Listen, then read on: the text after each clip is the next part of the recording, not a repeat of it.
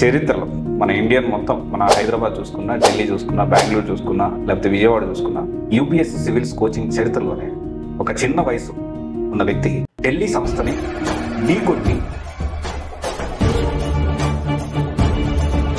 ఇప్పుడు మనం మాట్లాడుకునేది ఎంఎస్ శశాంక్ గారి గురించి, ఏకేఎస్ డైరెక్టర్.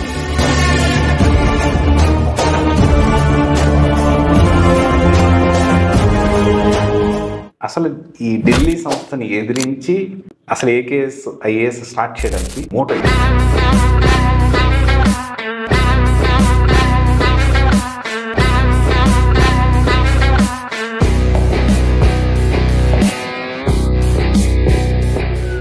అసలు ఢిల్లీ ఫ్యాకల్టీ ఏంటి జనరల్గా?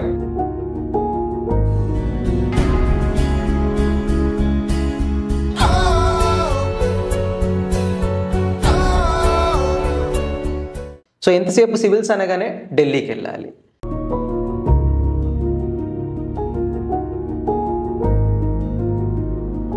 ఎందుకు ఢిల్లీకి వెళ్ళాలి? మనం ఇక్కడ ఉండి ఎందుకు చదువుకోలేము?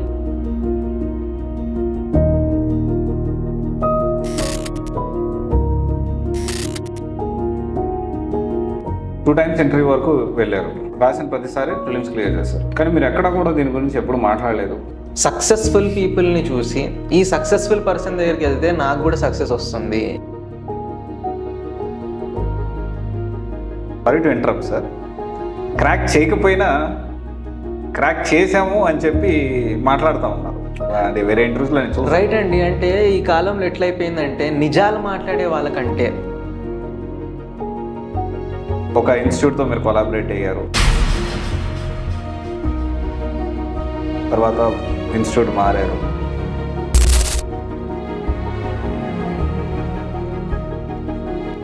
ఇంకా ఓపెన్గా మనం మాట్లాడితే వాళ్ళు ఎవరు రానిలేదు కాబట్టి ఏకే సపరేట్ అయింది అనేది కొంతమంది జనంలో తీసుకెళ్తున్నారు. This is reality.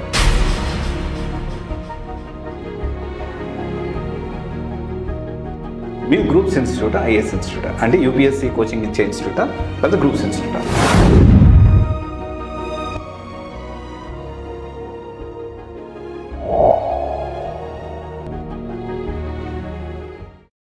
Welcome to interaction with Raj. This is first podcast. Actually ఈరోజు మన ముందుకి ఒక పర్సన్ తీసుకొచ్చాను నేను మీకు. ఇప్పటి వరకు ఎక్కడా కూడా రివీల్ చేయని చాలా విషయాలు ఈ పాడ్కాస్ట్లో ఉండబోతున్నాయి. అండ్ చరిత్రలో మన ఇండియన్ మొత్తం మన హైదరాబాద్ చూసుకున్నా, ఢిల్లీ చూసుకున్నా, బెంగళూరు చూసుకున్నా, లేకపోతే విజయవాడ చూసుకున్నా, యూపీఎస్సీ సివిల్స్ కోచింగ్ చరిత్రలోనే ఒక చిన్న వయసు ఉన్న వ్యక్తి ఢిల్లీ సంస్థని ఢీకొట్టి చాలా హేమహేమీలు ఆల్రెడీ ఉన్నారు. చాలామంది బాబు గారు, మేడం గారు చాలామంది ఉన్నారు.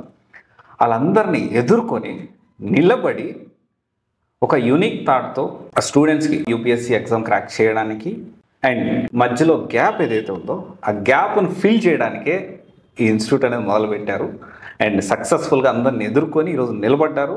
ఇప్పుడు మనం మాట్లాడుకునేది ఎంఎస్ శశాంక్ గారి గురించి, ఏకేఎస్ డైరెక్టర్. అండ్ చాలా విషయాలు ఉన్నాయి మనం మాట్లాడుకోవాల్సినవి ఖచ్చితంగా. So thank you sir, thank you for accepting. నమస్తే సార్. ఈరోజు ఈ పాడ్కాస్ట్లో ఇప్పటి వరకు మీరు ఎక్కడ మాట్లాడిన విషయాలు మాకు అందరికీ వ్యూవర్స్కి తెలియాలి. అండ్ నేను దాని అన్నింటినీ కూడా మిమ్మల్ని ఎన్కౌంటర్ చేద్దాం అనుకుంటున్నాను. So if you accept that will go forward. Delhi సంస్థని ఎదిరించి, ఇది కొంచెం మాట్లాడడానికి హీరోయిక్ లెవెల్లో ఉండొచ్చు, బట్ చూసే వాళ్ళకి ఎలా ఉండొచ్చేమో, కానీ ఒక చిన్న అసలు ఈ ఢిల్లీ సంస్థని ఎదిరించి ఇక్కడ నిలబడి అసలు ఏకేఎస్ ఐఏఎస్ స్టార్ట్ చేయడానికి అసలు ఏంటి మోటో ఏంటి? ఎందుకంటే ఈ మధ్యకాలం కూడా మీరు చూసి ఉండొచ్చు, ఢిల్లీ సంస్థలు చెప్పేది ఒకటి ఉంటుంది, చేసేది ఒకటి ఉంది. రీసెంట్గా గవర్నమెంట్ నుంచి కూడా వాళ్ళకు ఫైన్ ఇంపోజ్ చేయడం జరిగింది చాలా సంస్థలకు, మిస్లీడింగ్ అడ్వర్టైజ్మెంట్స్ వల్ల, మిస్లీడింగ్ ప్రామిసెస్ వల్ల. సో ఆ క్రమంలో నేను కూడా ఎప్పుడైతే ఈ ఢిల్లీ సంస్థ హైదరాబాద్లో క్లాస్ రూమ్ ప్రోగ్రామ్ స్టార్ట్ చేద్దాం అనుకున్నప్పుడు వాళ్ళు మన అప్రోచ్ చేయడం జరిగింది. సో వాళ్ళు చెప్పేది ఏంటంటే ఢిల్లీలో కానీ నేషనల్ లెవెల్లో బెస్ట్ ఫ్యాకల్టీ ఎవరు ఉన్నారో వాళ్ళందరూ వచ్చి హైదరాబాద్లో టీచ్ చేస్తారు. ఒక ఢిల్లీలో దొరికే ఫెసిలిటీస్ అన్నీ కూడా హైదరాబాద్లో దొరుకుతాయి అనేదే ప్రామిస్ చేసి స్టూడెంట్స్తో అడ్మిషన్ చేయించుకొని పేరెంట్స్ హార్డ్ ఎర్న్ మనీని కూడా వాళ్ళు ఫీజుల రూపంలో రియలైజ్ చేయడం జరిగింది. ఆ తర్వాత తీరా క్లాస్ రూమ్ ప్రోగ్రామ్ స్టార్ట్ అయ్యాక అక్కడ ఫ్యాకల్టీలు ఎవరంటే ఢిల్లీ కాదు కదా, యూపీ, బీహార్, లేదా మధ్యప్రదేశ్, ఒడిషా, ఇక్కడ నుంచి ఏమాత్రం మార్కెట్లో లేదా స్టూడెంట్స్కి పరిచయం లేని ఫ్యాకల్టీ, రైట్? వాళ్ళ అకాడమిక్ క్వాలిఫికేషన్తో పని లేదు, వాళ్ళ సబ్జెక్ట్ నాలెడ్జ్ పైన పని లేదు, వాళ్ళకి అసలు సివిల్ సర్వీసెస్ ముందు టీచ్ చేసిన అనుభవం ఉందో లేదో ఇది కూడా పరిగణలోకి తీసుకోకుండా కేవలం మన సౌత్ ఇండియాలో హైదరాబాద్లో ఢిల్లీ ఫ్యాకల్టీ అని చూపించి ఒక ముసుగులో స్టూడెంట్స్ని ఢిల్లీ ఫ్యాకల్టీ అని చెప్తే పిల్లలు హ్యాపీ, పేరెంట్స్ హ్యాపీగా ఉంటారు, మనం ఏం చేసినా చెలామణి అవుతుంది అనే ధోరణితో వాళ్ళ అప్రోచ్ ఉండే. నేను చాలాసార్లు ప్రశ్నించాను, సార్ ఇది పిల్లల్లో కంప్లైంట్స్ వస్తున్నాయి, వాళ్ళు చెప్పే సబ్జెక్ట్ అర్థం అవ్వట్లేదు, లేదా వాళ్ళు చెప్పే భాష యాస కూడా అర్థం కాదు, వాళ్ళకి ఆ కైండ్ ఆఫ్ ఎక్స్పోజర్ లేదు యూపీఎస్సీ పైన. అండ్ వీళ్ళకేంటి, as an institute profit motive, కేవలం మనకు అడ్మిషన్స్ అయ్యాయా, మనకు ఫీజెస్ వస్తున్నాయా లేదా. బట్ స్టూడెంట్స్ వచ్చి కంప్లైంట్ చేస్తున్నారు, సబ్జెక్ట్ అర్థం అవ్వట్లేదు, సబ్జెక్ట్ని ఎలా అర్థం చేయాలో అలా కూడా వాళ్ళు టీచ్ చేయట్లేదు, వీళ్ళ భాష వాళ్ళకి అర్థం కావట్లేదు, వాళ్ళ భాష వీళ్ళకి అర్థం కావట్లేదు. సో ఇలాంటి సమస్యల్లో నేను ఎన్నోసార్లు చెప్పినా కానీ అదే రకంగా మెటీరియల్ పరంగా టెస్టులు పెట్టే పద్ధతిలో కూడా వాళ్ళకు ఒక కైండ్ ఆఫ్ అహంకారపూరితమైన ధోరణి, అంటే మేము ఢిల్లీ బ్రాండ్, మేము ఏం చేసినా చెలమని అవుతుంది, మేము ఇచ్చిందే కరెక్ట్, స్టూడెంట్స్ ఏం క్వశ్చన్ చేసే అవసరం లేదు, వాళ్ళు క్వశ్చన్ చేసినా స్టూడెంటే రాంగ్ అనే విధంగా మాకు చెప్పేవాళ్ళు. అండ్ యాజ్ అన్ ఇన్స్టిట్యూట్ కూడా వాళ్ళందరూ కూడా ఒక ఈగోయిస్టిక్ మైండ్ సెట్తో, మనం చెప్పిందే కరెక్ట్ అనే మైండ్ సెట్తో ఉంది. స్టూడెంట్స్ ఎవరైనా ప్రశ్నించినా స్టూడెంట్స్కి ఏం తెలియదు అనే దృక్పథంతోనే వాళ్ళు వ్యవహరించేవాళ్ళు. సో ఈ క్రమంలో ఎప్పుడైతే మనము సార్ ఈ పద్ధతి మార్చుకోవాలి, మనం ఫ్యాకల్టీని మార్చాలి, లేదా ఇన్స్టిట్యూట్లో ఉండే యాక్టివిటీస్ని మనం ఇంకా బెటర్గా చేయాలి, స్టూడెంట్స్కి ఒక నాణ్యమైన విద్య మనకి ఇవ్వాలి, వాళ్ళు ఎంతో హోప్తో మన దగ్గర జాయిన్ అవుతారు అన్నప్పుడు వాళ్ళు ఏమన్నారంటే, అసలు మీ హైదరాబాద్లో కానీ సౌత్ ఇండియాలో ఢిల్లీ లెవెల్ బ్రాండ్ ఉందా? మేము వచ్చి ఇక్కడ ఇన్స్టిట్యూట్ పెట్టడమే మీ భాగ్యం, అది మీ అదృష్టంగా భావించాలి, హైదరాబాద్ మార్కెట్ కానీ తెలుగు పీపుల్ మా ఇన్స్టిట్యూట్ ఇక్కడ రావడమే మీ అదృష్టం అనే ధోరణితో వారు ఉన్నారు. ఇన్ఫ్యాక్ట్ నన్ను రివర్స్లో క్వశ్చన్, అసలు మీకు బ్రాండ్ అంటే ఏంటో తెలుసా అని నన్ను అడిగారు. సో ఆ రోజు నిర్ణయం చేసుకున్నాం, మనం ఎందుకు ఒక బ్రాండ్ చేయలేం, హైదరాబాద్ నుంచి కానీ సౌత్ ఇండియా నుంచి ఆల్ ఇండియా లెవెల్ ఇంపాక్ట్ చేసే బ్రాండ్ ఒకటి మనం క్రియేట్ చేయాలి, దానికోసం ఒక ఆర్గనైజ్డ్ సిస్టమ్ మనం ఎస్టాబ్లిష్ చేయాలి. హైదరాబాద్ మార్కెట్లో కూడా అప్పటి వరకు అంటే ఏ కేసు ఎస్టాబ్లిష్ చేయకముందు ఒక లిమిటేషన్ ఉండేది, అంటే ఒక పర్సనాలిటీ బేస్డ్, అంటే ఒక ఇండివిజువల్ వ్యక్తిగతంగా వ్యక్తి బేస్డ్ ఇన్స్టిట్యూషన్స్ కానీ లేదా ఒక disorganised way of functioning of institutes, ఇలాంటి సిస్టమ్ ఉండే. ఇన్స్టిట్యూట్స్ కూడా ఎట్లుండేదంటే కేవలం క్లాసెస్ చెప్పామా, మనం ఏదో నామమాత్రం మెటీరియల్ ఇచ్చామా అంతవరకే. ఓ టెస్ట్ సిరీస్ ఉందా, ఒక మెంటర్షిప్ ఉందా, స్టూడెంట్స్కి అప్డేటెడ్ మెటీరియల్ ఉందా, స్టూడెంట్స్కి కావాల్సిన రైట్ ఇన్పుట్స్ వస్తున్నాయా, ఇన్ ద రైట్ మేనర్, ఫ్యాకల్టీలు కూడా స్టూడెంట్స్కి అర్థమయ్యే పద్ధతిలో చెప్తున్నారా లేదా అనే ఓరియంటేషనే లేదు. ఇంకోటి, అసలు ఉన్న కొన్ని ఇన్స్టిట్యూట్స్ ఉన్నాయి కాబట్టి ఒక మోనోపలీగా ఎస్టాబ్లిష్ అయిపోయి ఉంది మార్కెట్ మొత్తం. సో వీళ్ళని ప్రశ్నించే వాళ్ళు లేరు, స్టూడెంట్స్ ఎవరైనా ప్రశ్నించినా కానీ వాళ్ళకి రెస్పాన్స్ ఇచ్చే మెకానిజం లేదు. సో ఇవన్నీ చూసి ఏకేఎస్ ఐఏఎస్ అకాడమీ మనం ఎస్టాబ్లిష్ చేస్తున్నాం with the sole intention that we should provide students, అంటే స్టూడెంట్స్కి ఏ రకమైన ఇబ్బందులు వాళ్ళు ఫేస్ చేస్తున్నారో ఒక ఆస్పిరేషన్తో హైదరాబాద్ వచ్చారు, ఎన్నో సాక్రిఫైసెస్ చేసి వాళ్ళ important age in the youth. ఒక యంగ్స్టర్స్ సివిల్స్కి ప్రిపేర్ అవ్వడానికి వచ్చినప్పుడు కొంతమంది జాబ్స్ వదిలేసి వస్తారు, కొంతమంది క్యాంపస్ ప్లేస్మెంట్స్ వచ్చి కూడా వాటిని పక్కన పెట్టి నేను సివిల్స్ ప్రిపేర్ అవ్వాలని వస్తారు, కొంతమంది వాళ్ళ ఫ్యామిలీ సిచ్యువేషన్ మొత్తం కూడా మారుతుంది, నేను ఒక గవర్నమెంట్ జాబ్ సాధిస్తే నేనే కాదు కొన్ని జనరేషన్స్ టుగెదర్ బాగుపడతాయి ఒక సివిల్ సర్వెంట్ అయితే, హోల్ విలేజ్ గర్వపడుతుంది నేను ఒక సివిల్ సర్వెంట్ అయితే అనే ఆస్పిరేషన్తో అశోక్ నగర్ కానీ హైదరాబాద్ వస్తారు. వీళ్ళందరికీ మనము ఒక ప్రాపర్ క్వాలిటేటివ్ ఎడ్యుకేషన్, ఢిల్లీకి వెళ్ళే అవసరం లేకుండా మనం ఎందుకు ఒక సంస్థ క్రియేట్ చేయలేము అనే ఉద్దేశంతో ఏకేఎస్ని ఎస్టాబ్లిష్ చేయడం జరిగింది. ఈ ప్రాసెస్లో ఎన్నో ఒడిదుడుకులు ఫేస్ చేశాం. చాలామంది అక్కడి నుంచి బయటకు వచ్చినప్పుడు, ఒక్కడిగా బయటకు వచ్చాం, అక్కడి నుంచి బయటకు వచ్చినప్పుడు వీళ్ళ పని అయిపోయింది, ఇంకా వీళ్ళేం చెయ్యలేరు అని ఎంతో చులకన భావంతో చూడడం కానీ, మనల్ని అప్పటి వరకు ఎవరైతే సపోర్ట్ చేశారో వాళ్ళు కూడా సడన్గా వెనుదిరగడం లేదా మొహం చాటేయడం, ఇవన్నీ కూడా చూసాం.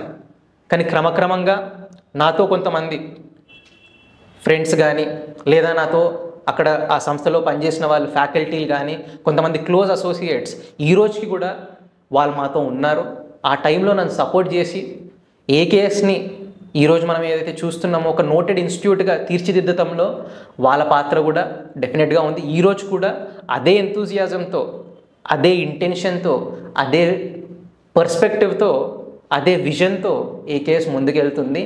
ఇన్ఫ్యాక్ట్ ఇప్పటివరకు చేసిందే కాదు, ఇక ముందు కూడా ఇంకా బెటర్గా ఏం చేయాలనేది మేము డెఫినెట్గా చేస్తాం. అయితే ఇక్కడ ఒక విషయం మీరు చెప్పేటప్పుడు ఢిల్లీ సంస్థ అనే పాయింట్ దగ్గర చాలామంది ఇప్పుడు కూడా ఢిల్లీ ఫ్యాకల్టీ అని అన్నారు. నేను అన్ని ఇన్స్టిట్యూట్ డైరెక్టర్స్తో మాట్లాడేటప్పుడు ఈ టాపిక్ ఖచ్చితంగా మాట్లాడతాను. అయితే ఈ ఢిల్లీ ఫ్యాకల్టీ అంటే అసలు ఏంటి సార్? అసలు ఢిల్లీ ఫ్యాకల్టీ అంటే ఏంటి సార్ జనరల్గా? రైట్ అండి, నేనే మీకు ఎదురు ప్రశ్న అడుగుతున్నా. ఈ ఢిల్లీ ఫ్యాకల్టీ అని ఎందుకు అంటున్నారు అంటే, మనం ఫస్ట్ ప్రాథమికంగా అర్థం చేసుకోవాల్సింది, మీరు ఒక ఫ్యాకల్టీగా చెప్పండి, ఆ ఫ్యాకల్టీ యొక్క క్వాలిఫికేషన్ చెప్పండి, ఆయన అకాడమిక్ బ్యాక్గ్రౌండ్ చెప్పండి, ఆయన సబ్జెక్ట్ నాలెడ్జ్ చెప్పండి, లేదా యూపీఎస్సీ ఇంటర్వ్యూకి వెళ్ళాడు సెవెరల్ టైమ్స్, ఆయనకు సబ్జెక్టుల పైన సమగ్రమైన అవగాహన ఉంది, ఎగ్జామ్ గురించి, సబ్జెక్టు గురించి.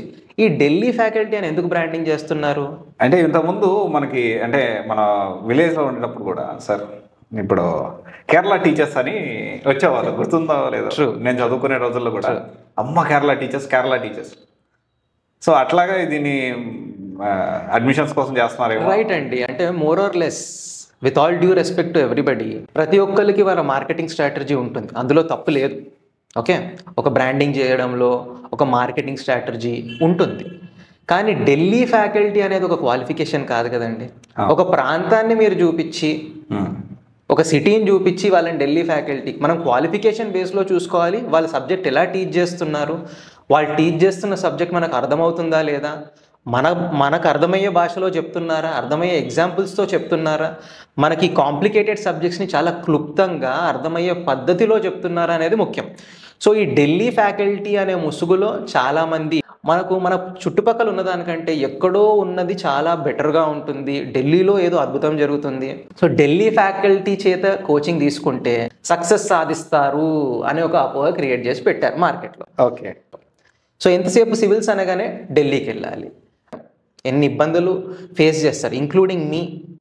మీరు కూడా ఢిల్లీకి వెళ్ళారా? మీరు ఢిల్లీలో కోచింగ్ అంటే యాక్చువల్లీ నేను కోచింగ్ హైదరాబాద్లోనే తీసుకున్నా గైడెన్స్, బట్ ఒక బ్రీఫ్ పీరియడ్, యాక్చువల్లీ ఒక 1 year ఉందామని ఢిల్లీకి వెళ్ళాను. ఫస్ట్ టైం మెయిన్స్ రాయడానికి వెళ్ళినప్పుడు ఢిల్లీకి వెళ్ళాను మెయిన్స్ గైడెన్స్ కోసము, but within 2 months I came back. Okay, అంటే 2 నెలలకి వెనక్కి తిరిగి వచ్చేసారు. ఎస్. ఓకే, ఇప్పుడు ఈ 2 నెలలు అంటే ఇప్పుడు 2 నెలల్లో మీరు తిరిగి వచ్చేసారు, అండ్ దాన్ని తీసి అంటే ఢిల్లీ వెళ్ళేసి మళ్ళీ వచ్చారు. అంటే ఎందుకని ఢిల్లీ నుంచి ఇక్కడ రావాల్సి వచ్చింది మేజర్గా? రైట్ అండి, అందరు స్టూడెంట్స్ లాగానే సివిల్స్ అనగానే ఢిల్లీకి వెళ్ళాలి. Okay, right.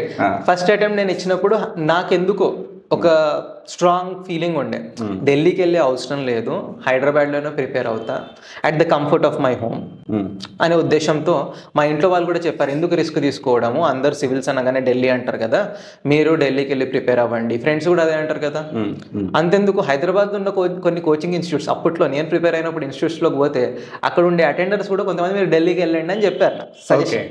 ఓకే, బట్ ఎందుకో నాకు అనిపించింది, ఎందుకు ఢిల్లీకి వెళ్ళాలి, మనం ఇక్కడ ఉండి ఎందుకు చదువుకోలేము, అల్టిమేట్గా సివిల్ ఎనీ కాంపిటేటివ్ ఎగ్జామ్ మనం సక్సెస్ సాధించాలంటే మనకు దానిపైన బేసిక్స్ స్ట్రాంగ్ ఉండాలి, సబ్జెక్ట్ పైన మనకు అవగాహన కావాలి. ఆ ఉద్దేశంతో నేను ఇక్కడే ఉండి ప్రిపేర్ అవ్వడం జరిగింది.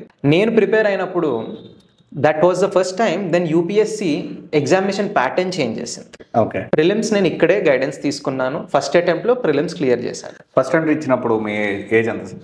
21 years అండి, 21 years. నేను గ్రాడ్యుయేషన్ కంప్లీట్ చేయగానే ఇమీడియట్గా సివిల్స్ ప్రిపేర్ అయినా. నా గ్రాడ్యుయేషన్ జూలై 21 సంవత్సరానికే మీరు ప్రిలిమ్స్ రాసి క్లియర్ చేశారు? ఎస్, ఇన్ఫ్యాక్ట్ ఆగస్ట్లో గ్రాడ్యుయేషన్ కంప్లీట్ అయింది. ఓకే, నవంబర్ ఎండింగ్లో, I still remember, November 29th preparation మొదలు పెట్టాము.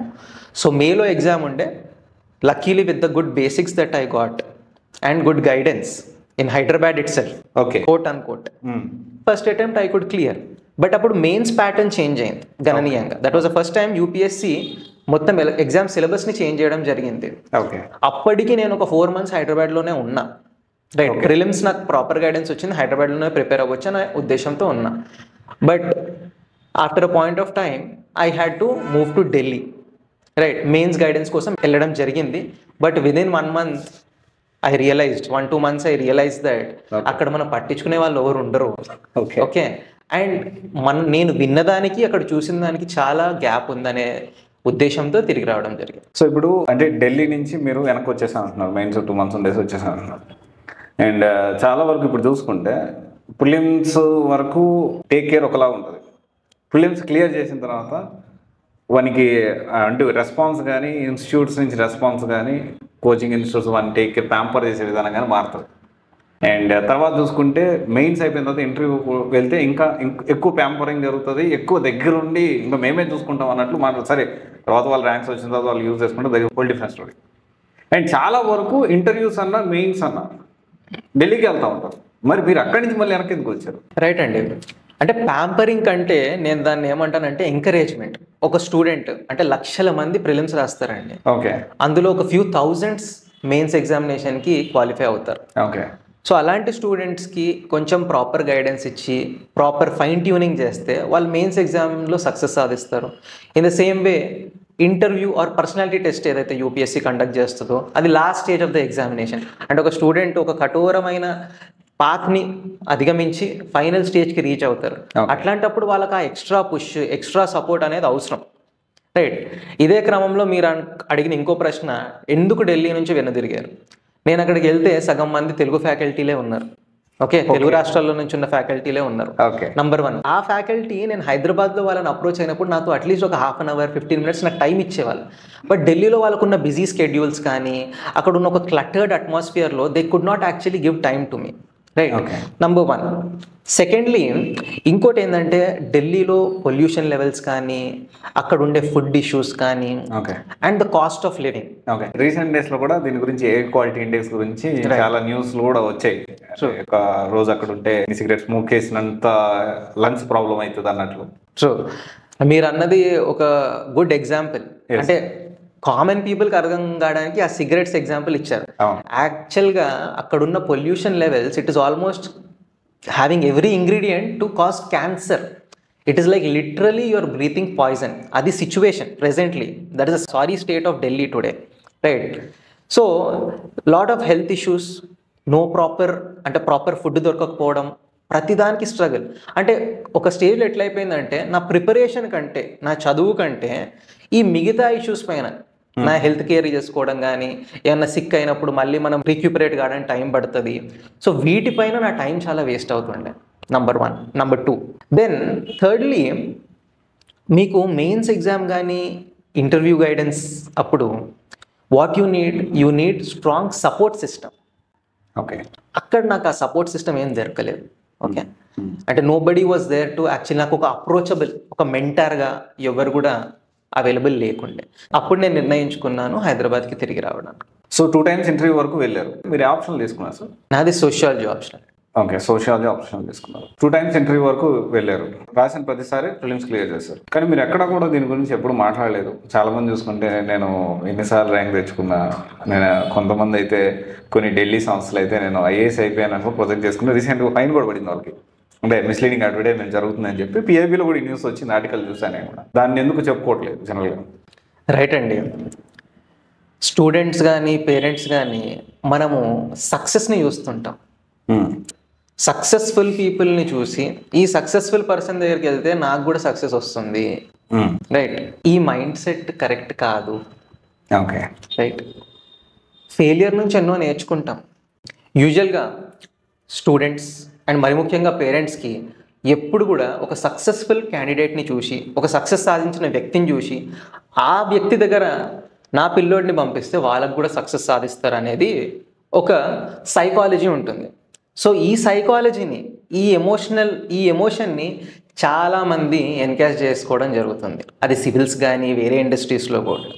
అంటే కొంతమంది ఏం చెప్తారంటే మాకు జాబ్ సాధించినా, మేము సక్సెస్ సాధించినా కానీ పిల్లల కోసం సాక్రిఫైస్ చేశాము. యాక్చువల్లీ కొంతమంది sorry to interrupt sir, crack చేయకపోయినా క్రాక్ చేసాము అని చెప్పి మాట్లాడుతూ ఉన్నారు. అంటే వేరే ఇంటర్వ్యూస్లో నేను చూసాను. రైట్ అండి, అంటే ఈ కాలంలో ఎట్లయిపోయిందంటే నిజాలు మాట్లాడే వాళ్ళకంటే అబద్ధాలు మాట్లాడి ప్రేక్షకులను లేదా స్టూడెంట్స్ని నమ్మించగలిగితే ఎక్కువ మంది కూడా దాన్ని ఫాలో అవుతున్నారు. This is the sorry state of affairs, right? So ఇట్లా కొంతమంది విభిన్న రకాలుగా మేము రిజైన్ చేసామని ఒకళ్ళు, మాకు సర్వీస్ వచ్చి వదిలేసామని ఇంకొకళ్ళు, రైట్? లేదు నాకు యాక్చువల్లీ టీచింగే ప్యాషన్ అని ఇంకొకళ్ళు, రైట్? సో నేను అనేది ఏంటంటే వాట్ ఐ ఫెల్ట్, నేను ఒక ఆస్పిరెంట్గా కానీ లేదా civil services guidance last several ఇయర్స్గా మేము చేస్తున్న క్రమంలో రియలైజ్ అయింది ఏంటంటే ఒక స్టూడెంట్కి కరెక్ట్ గైడెన్స్ అనేది ఇంపార్టెంట్. దానికి ఒక గైడెన్స్ ఇచ్చే వాళ్ళు correct conceptual clarity, proper basics ఇవ్వాలి. సో టీచింగ్ స్కిల్ అనేది డిఫరెంట్ అండి. చాలామంది ఐఏఎస్ ఐపీఎస్ ఆఫీసర్స్ ఉంటుండొచ్చు, లేదా ఐఏఎస్ ఆఫీసర్ ఐపీఎస్ ఆఫీసర్ అయ్యామని చెప్పుకునే వాళ్ళు కూడా ఉంటుండొచ్చు. ఓకే, బట్ టీచ్ చేయడం requires a different skill set. Teach చేయడం, పిల్లలకు అర్థమయ్యేటట్టు టీచ్ చేయడం, అండ్ స్టూడెంట్స్కి మీరు సమయం కూడా కేటాయించే వ్యవధి మీకు ఉండాలి, రైట్?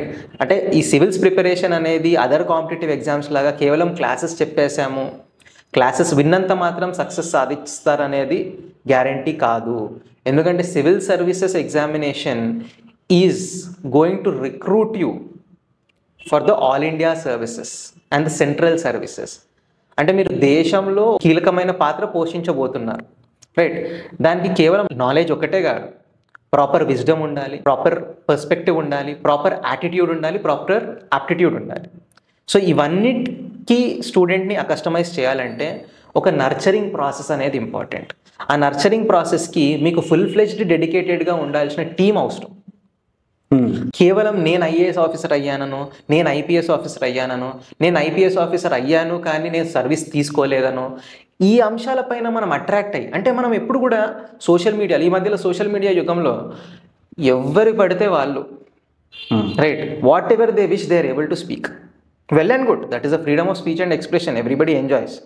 కాకపోతే దీనివల్ల మీరు మిస్గైడ్ కాకండి. నేను పేరెంట్స్ కానీ స్టూడెంట్స్ కానీ చెప్పేది ఒకటే, ఎప్పుడైనా మీరు ప్రాపర్ కోచింగ్ ఇన్స్టిట్యూట్ అనండి, ఒక గైడెన్స్ సంస్థకు మీరు వెళ్ళినప్పుడు కేవలం ఒక పర్టికులర్ వ్యక్తిని చూసి కానీ, రైట్, లేదా వాళ్ళు మాట్లాడుతున్న మోటివేషనల్ స్పీచ్లు చూసి కానీ జాయిన్ కాకండి.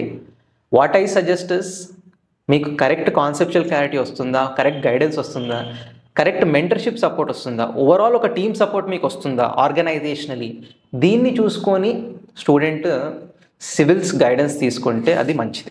ఓకే, సో ఇప్పుడు అంటే మీరు ఇన్స్టిట్యూట్ స్టార్ట్ చేసినప్పుడు యాక్చువల్లీ రీసెంట్గా ఒక స్టూడెంట్ నా దగ్గరికి క్వశ్చన్ తీసుకొచ్చాడు. ఒక ఇన్స్టిట్యూట్తో మీరు కొలాబరేట్ అయ్యారు, తర్వాత ఇన్స్టిట్యూట్ మారారు, వేరే ఇన్స్టిట్యూట్తో కూడా వర్క్ చేయాల్సి వచ్చింది. ఇలా ఏంటి అంటే మీ గురించి అంటే ఏ కేసు అక్కడ ఇక్కడ ఉంది, చివరికి ఏ కేసు సపరేట్ చేసుకున్నారు. అంటే ఇంకా ఓపెన్గా మనం మాట్లాడితే వాళ్ళు ఎవరు రానిలేదు కాబట్టి ఏ కేసు సపరేట్ అయింది అనేది కొంతమంది జనంలో తీసుకెళ్తున్నారు. This is reality. దీనిపైన మీ స్పందన ఏంటి? రైట్ అండి, మనం ఒక జర్నీలో ఉన్నప్పుడు డిఫరెంట్ పర్స్పెక్టివ్స్ వాళ్ళకు ఉంటుంది, డిఫరెంట్ ఐడియాస్తో వాళ్ళు మనని అసెస్ చేస్తూ ఉంటారు. బట్ ప్రాక్టికల్గా నేను మీకు ముందు కూడా చెప్పినట్టు ఏకేఎస్ అనేది సర్కామ్స్టెన్షియలీ ఎస్టాబ్లిష్ అయింది. ఏకేఎస్ని నేను ఒక బిజినెస్ పరంగా కొంతమందిని ఇన్వెస్టర్స్ని తీసుకొచ్చి లేదా ఒక బిజినెస్ చేయాలనే ఉద్దేశంతో ప్లాన్ చేసి ఎస్టాబ్లిష్ చేసింది కాదు. నేను మీకు చెప్పినట్టు సర్కామ్స్టెన్షియలీ ఈ ఇండస్ట్రీలో నేను ప్రిపేర్ అయినప్పుడు నేను ఫేస్ చేసిన difficulties, right, and AKS establish చేయకముందు, అంటే ఇప్పుడు నేను చెప్తున్నాను మీరు ఈ మాట అన్నందుకు, ఏకేఎస్ ఎస్టాబ్లిష్ చేయకముందు అసలు కోచింగ్ ఇండస్ట్రీ ఒక డిఫరెంట్ ఫార్మాట్లో ఉండే. అంటే ఒక కోచింగ్ ఇన్స్టిట్యూట్లో ఒక ఫ్యాకల్టీ, ఒక 2 or 3 ఫ్యాకల్టీస్ ఉంటారు. వాళ్ళు నోటెడ్ ఫ్యాకల్టీ, వాళ్ళు చెప్పిందే మనం వినాలి, వాళ్ళు చెప్పిన టైంకే క్లాస్ ఉంటుంది, వాళ్ళు ఇచ్చిన మెటీరియలే మనం చదవాలి, రైట్. మళ్ళీ ఆ మెటీరియల్ అనేది అప్డేటెడ్ ఉండదు, కేవలం క్లాసెస్ చెప్పి వదిలేస్తారు. మళ్ళీ పిల్లలకు ఒక టెస్టింగ్ ఫార్మాట్ ఉండదు, ఒక అప్డేటెడ్ మెటీరియల్ ఉండదు, కరెంట్ అఫైర్స్ క్లాసెస్ ఉండకపోయేవి, right. Along with that system ఎలాగుండే అంటే కొన్ని ఇన్స్టిట్యూట్స్ ఏవైతే ఏజ్ ఓల్డ్ ఇన్స్టిట్యూట్స్ ఉన్నాయో వాళ్ళే మొత్తం మార్కెట్ని కంట్రోల్ చేయడం, right. At the same time స్టూడెంట్స్కి రెస్పాన్సివ్నెస్ లేకపోయింది. ఓకే, స్టూడెంట్స్ యొక్క ఇంట్రెస్ట్ని ఎవరు కూడా పట్టించుకునే నాదుడు లేడు. మేము ఇస్తున్నాం, మీరు తీసుకోవాలి, మేమేమి ఇస్తామో అదే మీరు తీసుకోవాలి. అది ఎగ్జామ్కి రిలవెంటా కాదా అనేది ఎవడు పట్టించుకునేటోళ్ళు లేరు, అడిగేవాళ్ళు లేరు, పట్టించుకునేటోళ్ళు లేరు. అంటే నేను ప్రిపేర్ అయినప్పుడు నాకు ఎవరు చెప్పేటోళ్ళు లేరు. దానివల్ల నేను చాలా మిస్గైడెన్స్కి కూడా గురైనా. ప్రాబబ్లీ ఒకవేళ నాకు రైట్ గైడెన్స్ ఉంటే ఫస్ట్ ఆర్ సెకండ్ అటెంప్ట్లోనే నేను ఫైనల్ స్టేజ్ కూడా క్రాక్ చేసేవాడినేమో. సో ఆ క్రమంలో నేను ఫేస్ చేసిన డిఫికల్టీ ఫర్దర్గా ఏ స్టూడెంట్ ఫేస్ చేయొద్దు అనే ఉద్దేశంతో ఒక మైండ్ సెట్ ఉండే. నేను ప్రిపేర్ అయినప్పుడు కూడా నా నోట్స్, మీరు ఒకవేళ ప్రీవియస్గా ఎవరన్నా మీకు తెలిసిన వాళ్ళు ఉంటే, నా నోట్స్ కూడా నేను జెరాక్స్ షాప్స్కి ఇవ్వడం కానీ అది ఇండియా వైడ్ కూడా సర్క్యులేట్ అయింది. ఇప్పుడు నేను అడగబోయే క్వశ్చన్ వచ్చేసి, అంటే నేను విన్నాను సార్, ఇది చాలామంది ఇప్పుడు కూడా అదే ప్రచారం చేస్తున్నారు. మీ గ్రూప్స్ ఇన్స్టిట్యూటా, ఐఏఎస్ ఇన్స్టిట్యూటా, అంటే యూపీఎస్సీ కోచింగ్ ఇచ్చే ఇన్స్టిట్యూటా లేదా గ్రూప్స్ ఇన్స్టిట్యూటా? ఏకేఎస్ అనేది స్టూడెంట్స్ ఇన్స్టిట్యూట్ అండి. సో సివిల్స్ ప్రిపేర్ అయ్యే ప్రతి స్టూడెంట్కి లేదా గవర్నమెంట్ జాబ్ సాధించాలనుకున్న ప్రతి స్టూడెంట్కి వాళ్ళకి ఏదో రకంగా ఒక మంచి ఉద్యోగం సాధించడానికి తోడ్పడే ఇన్స్టిట్యూట్ ఏకేఎస్. సో నేను ఈ క్రిటిసిజం విన్నా ఇనిషియల్ స్టేజెస్లో. హైదరాబాద్ మార్కెట్లో నేను ప్రిపేర్ అయినప్పుడు కానీ లేదా తర్వాత కూడా నేను ఈ స్టూడెంట్స్ యొక్క బాధలు చూసాను. గ్రూప్స్ ప్రిపేర్ అయ్యే స్టూడెంట్స్ చాలామంది రూరల్ ఏరియా నుంచి వస్తారు, అప్పులు చేసి వస్తారు, లేదా వాళ్ళ ప్రైవేట్ ఉద్యోగాలు రిజైన్ చేసి గవర్నమెంట్ జాబ్ సాధించాలి అనే ఒక సంకల్పంతో వస్తారు. ఇది నేను చూసాను. కానీ హైదరాబాద్లో మేము ఏకేఎస్ ఎస్టాబ్లిష్ చేయక ముందు చూసిన ప్రక్రియ ఏంటంటే, గ్రూప్స్కి ప్రాపర్ మెటీరియల్ లేదు, ఒక టెస్ట్ సిరీస్ అనే ఆలోచన అంతకంటే లేదు. కొన్ని ఇన్స్టిట్యూట్సే ఉండే, ఆ కొన్ని ఇన్స్టిట్యూట్స్ గ్రూప్స్ కోచింగ్ ఇస్తారు. వాటిలో సీట్ రావడానికి కూడా పిల్లలు పొద్దున్న నుంచి పడిగాపులు గాయాలి.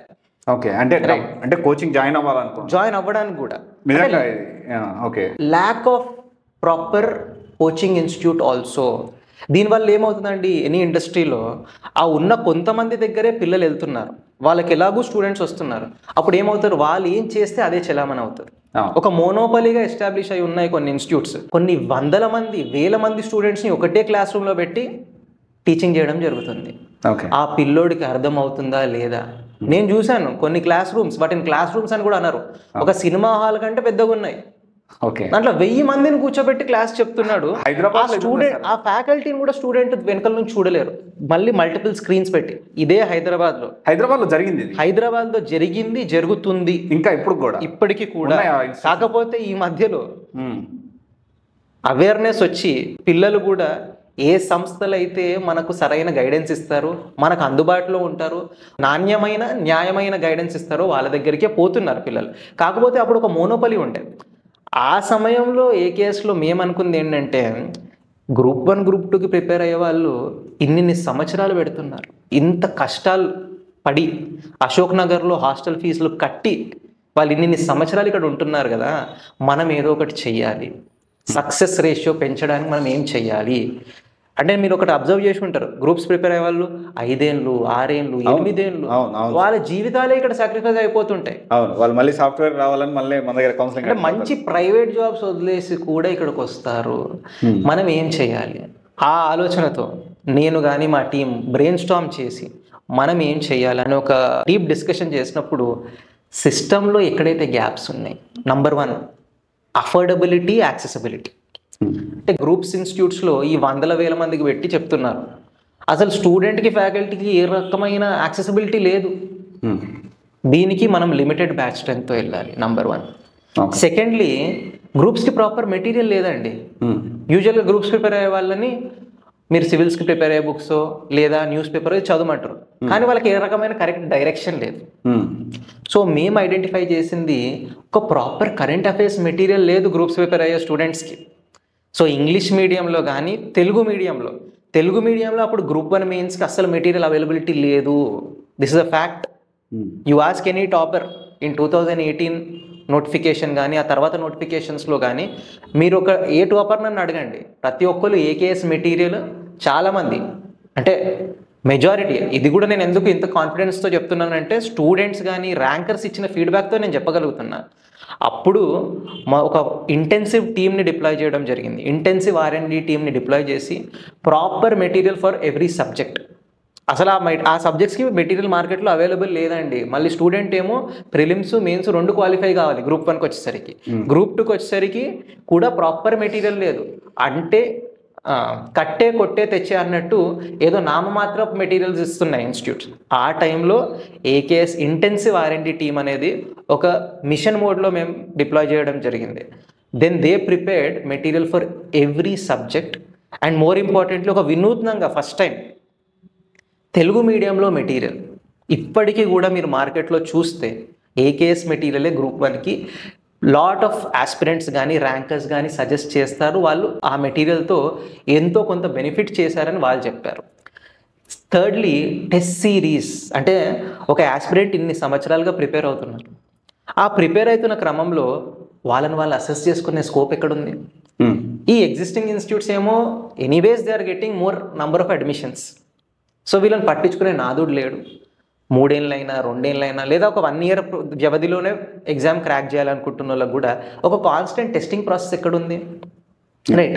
సో అప్పుడు టెస్ట్ సిరీస్ ఫస్ట్ టైం ప్రిలిమ్స్కి కానీ మెయిన్స్కి కానీ ఒక మంచి టీంని పెట్టి, అంటే టెస్ట్ సిరీస్ చాలామంది నామమాత్రంగా కండక్ట్ చేస్తారు, కానీ ఒక డెడికేటెడ్ ఫోకస్తోని with mentorship support, with proper written explanation of every question. Test పెట్టడమే కాదు, ఆ టెస్ట్ యొక్క explanation, discussion with proper analysis. ఇది మేము ఫస్ట్ టైం ఇంప్లిమెంట్ చేసాం ఆన్లైన్ ఆఫ్లైన్ ఫార్మాట్లో, 2 ఫార్మాట్లో. ఎందుకంటే అందరూ కూడా హైదరాబాద్కి రాలేరు. ఆన్లైన్లో కూడా చాలామంది ఉన్నారు, గవర్నమెంట్ ఎంప్లాయీస్ కానీ టీచర్స్ కానీ, లేదా అఫోర్డ్ చేయలేని వాళ్ళు, మారుమూల ప్రాంతంలో ఉన్న వాళ్ళకు కూడా గవర్నమెంట్ జాబ్ అనేది ఒక సివియర్ ఆస్పిరేషన్ ఉంటుంది. రైట్. అలాంటి వాళ్ళకు అందుబాటులో ఉండాలి. సో అఫోర్డబిలిటీ, యాక్సెసిబిలిటీ, ఈ 2 అంశాలను మేము పరిగణలోకి తీసుకొని అట్ ద సేమ్ టైం స్టూడెంట్కి కాన్స్టెంట్ టెస్టింగ్ ప్రాసెస్. ఎందుకంటే టెస్టింగ్ ప్రాసెస్ ఇంప్రూవ్మెంట్ ఎక్కడే ఇంప్రూవ్ చేసుకోవాలో తెలుస్తుంది. ఆ ఇంప్రూవ్మెంట్ తెలుసుకున్నప్పుడే వాడు మళ్ళీ రీవర్క్ చేసుకుంటాడు. సో ఆ student has to reinvent and reorient themselves. అర్థమైందా? ఆ క్రమంలో ఏకేఎస్ టెస్ట్ సిరీస్ చాలా హెల్ప్ అయిందనేది మీరు చాలామంది గ్రూప్ 1 ర్యాంకర్స్ని అడగండి, లేదా సివిల్స్ ర్యాంకర్స్ కూడా ఆ రకంగా వాళ్ళు బెనిఫిట్ అయ్యారు. ఎందుకంటే ఇక్కడ ఇంకో పాయింట్ అండి, మీరు అన్నట్టు సివిల్స్ ఇన్స్టిట్యూటా గ్రూప్స్ ఇన్స్టిట్యూటా, అసలు ఆ వ్యత్యాసం ఏంటి? సో సివిల్స్ ఇన్స్టిట్యూటా గ్రూప్స్ ఇన్స్టిట్యూటా అనే ఒక ప్రశ్న, మళ్ళీ అదొక ప్రాపగాండా. అసలు ఈ ప్రశ్ననే వ్యాలిడ్ కాదు. ఎందుకంటే మీరు గ్రూప్ 1 పేపర్ చూసుకోండి, గ్రూప్ 2 పేపర్ చూసుకోండి, యూపీఎస్సీ పేపర్ చూసుకోండి. రీసెంట్ టైమ్స్లో ఎగ్జామినేషన్ ట్రెండ్ గణనీయంగా మారింది.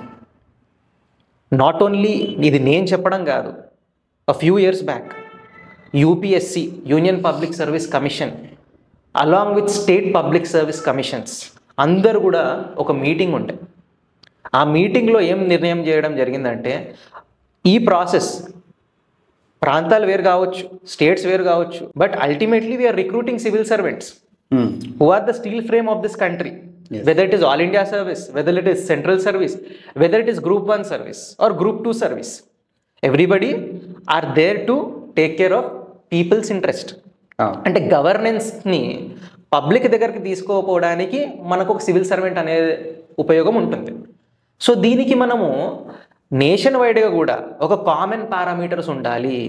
State public service commissions like మీ తెలంగాణ పబ్లిక్ సర్వీస్ కమిషన్ కానీ, ఆంధ్రప్రదేశ్ పబ్లిక్ సర్వీస్ కమిషన్ కానీ, లేదా కర్ణాటక పబ్లిక్ సర్వీస్ కమిషన్ కానీ, అందరూ కూడా ఎగ్జామినేషన్ కండక్ట్ చేసినప్పుడు ఆ ఎగ్జామినేషన్ ప్యాటర్న్ కానీ, ట్రెండ్ కానీ, వాళ్ళు ఇస్తున్న క్వశ్చన్ ఫార్మాట్ కానీ యూపీఎస్సీకి మ్యాచ్ అయ్యేటట్టు ఉండాలి.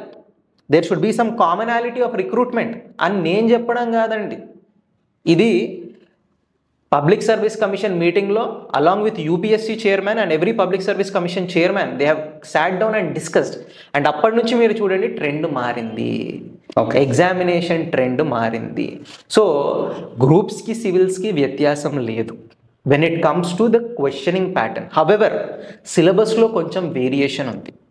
యాజ్ పార్ట్ ఆఫ్ ఏకేఎస్ మేము ఎప్పుడైతే క్లాస్ రూమ్ ప్రోగ్రామ్ స్టార్ట్ చేసామో మేము అప్పుడే నిర్ణయించుకున్నాం, స్టూడెంట్స్ గ్రూప్స్కి ఒక దగ్గర ఇన్స్టిట్యూట్కి వెళ్ళడం, మళ్ళీ సివిల్స్కి మళ్ళీ సపరేట్ కోచింగ్, మళ్ళీ సపరేట్గా ఫీజు కలెక్ట్ చేయడం, మళ్ళీ వీడు గ్రూప్ 2 కోసం మళ్ళీ కోచింగ్ తీసుకొని మళ్ళీ ఫీజు కలెక్ట్ చేసుకోవడం ఇన్స్టిట్యూట్, దెన్ టెస్ట్ సిరీస్కి మళ్ళీ సపరేట్ ఫీజు, రైట్, దెన్ మెటీరియల్కి మళ్ళీ సపరేట్ ఫీజు. అప్పుడు పోస్టల్ మెటీరియల్ అని, లేకుంటే క్లాస్ రూమ్ మెటీరియల్, లేకుంటే స్పెషల్ మెటీరియల్ అని కూడా రిలీజ్ చేస్తారు కొంతమంది. లేదా ఫ్యాకల్టీ హ్యాండ్ రిటర్న్ మెటీరియల్ అని మళ్ళీ దాన్ని అంటే జెరాక్స్ తీసుకుంటే మీకు 1000 రూపాయలు అయ్యేది వీడు 10,000కి అమ్మేవారు. సో ఇవన్నీ అబ్జర్వ్ చేసి what we have decided is ఒక స్టూడెంట్ సివిల్స్కి ప్రిపేర్ అవ్వాలి అంటే, సివిల్స్ అంటే వాళ్ళు ఒక ఐఏఎస్ అవ్వాలనుకుంటారు, ఐపీఎస్ అవ్వాలనుకుంటారు, లేదా గ్రూప్ 1 ఆఫీసర్, గ్రూప్ 2 ఆఫీసర్, ఏదో ఒక మంచి గవర్నమెంట్ జాబ్ సాధించాలనుకుంటారు, రైట్? వాళ్ళందరికీ మనం గైడెన్స్ ఇచ్చినప్పుడు ఏకేఎస్లో 360 డిగ్రీ అప్రోచ్తో ఏకేఎస్ ఐఏఎస్ అకాడమీలో మేము first time classroom program start చేసినప్పుడు ఐఎమ్ షూర్ మీకు కూడా తెలిసి ఉంటుంది, మీరు మార్కెట్లో రకరకాల ఇన్స్టిట్యూట్స్ని అసెస్ చేస్తుంటారు, వాళ్ళు చేస్తున్న యాక్టివిటీస్ కూడా మీరు చూస్తుంటారు. సో ఏకేఎస్లో మేము class room foundation program start చేసినప్పుడు సివిల్స్తో సహా group 1, group 2 classes, test series with material, UPSC material, everything ఫ్రీగా ప్రొవైడ్ చేయడం జరిగింది. అంటే ఒక స్టూడెంట్ సివిల్ సర్వీసెస్ అనే ఆస్పిరేషన్తో వచ్చినవాడు డెఫినెట్గా ఈ అదర్ ఎగ్జామ్స్ కూడా రాస్తారు. సో వాళ్ళు రాసినప్పుడు వాళ్ళకి వచ్చే కాన్ఫిడెన్స్ వేరే ఉంటుంది, రైట్? మళ్ళీ మల్టిపుల్ ఇన్స్టిట్యూట్స్లో ఫీజు కట్టి ఇబ్బంది పడకూడదు అనే ఉద్దేశంతో AKS IAS academy was the first institute on record, I can say this, right? First institute to provide 360 degree approach. అట్లా అని మేము సివిల్స్కి గ్రూప్స్కి సేమ్ ఫ్యాకల్టీలను పెట్టడము, సివిల్స్ క్లాస్లోనే గ్రూప్స్ ఫ్యాకల్టీని ఇంటిగ్రేట్ చేయడం, ఇలాంటి పద్ధతి ఉండదు. మేము సివిల్ సర్వీసెస్ ఎగ్జామినేషన్ యూపీఎస్సికి కావాల్సిన క్లాసెస్ కండక్ట్ చేస్తాము, వాటికి separate faculty, separate team, separate material, separate test series, separate complete procedure ఉంటుంది. Even the class room premises is different, okay, right? Because every examination requires is dedicated approach. ఆ approach important కాబట్టి civil services కావాల్సిన dedicated focus ఇస్తాం. అలాగే civils complete చేశాడు student, groups కూడా prepare అవ్వాలంట without taking a single rupee. Groups classes కూడా వాళ్ళకు ఫ్రీగా along with the material and test series ఇవ్వడం జరుగుతుంది. అండ్ ఇంకో ఇంట్రెస్టింగ్ థింగ్ అండి, మీరు అన్నట్టు ఎవరైతే ఏకేఎస్ గ్రూప్స్ ఇన్స్టిట్యూటా, సివిల్స్ ఇన్స్టిట్యూటా అని ప్రశ్నించడం, వాళ్ళే దాన్ని ప్రాపగాండా కూడా చేసిన వాళ్ళు ఉన్నారు. ఏకేఎస్ చేసిన యాక్టివిటీస్ వల్ల మీకు తెలిసి ఉంటుంది, ఈరోజు అదే ఇన్స్టిట్యూట్స్ గ్రూప్ 1, గ్రూప్ 2 కోచింగ్ ఇస్తున్నారు, అదే ఇన్స్టిట్యూట్స్ గ్రూప్ 1, గ్రూప్ 2 కోచింగ్ ఇస్తూ వాటిని కూడా ప్రమోట్ చేసుకుంటున్నారు.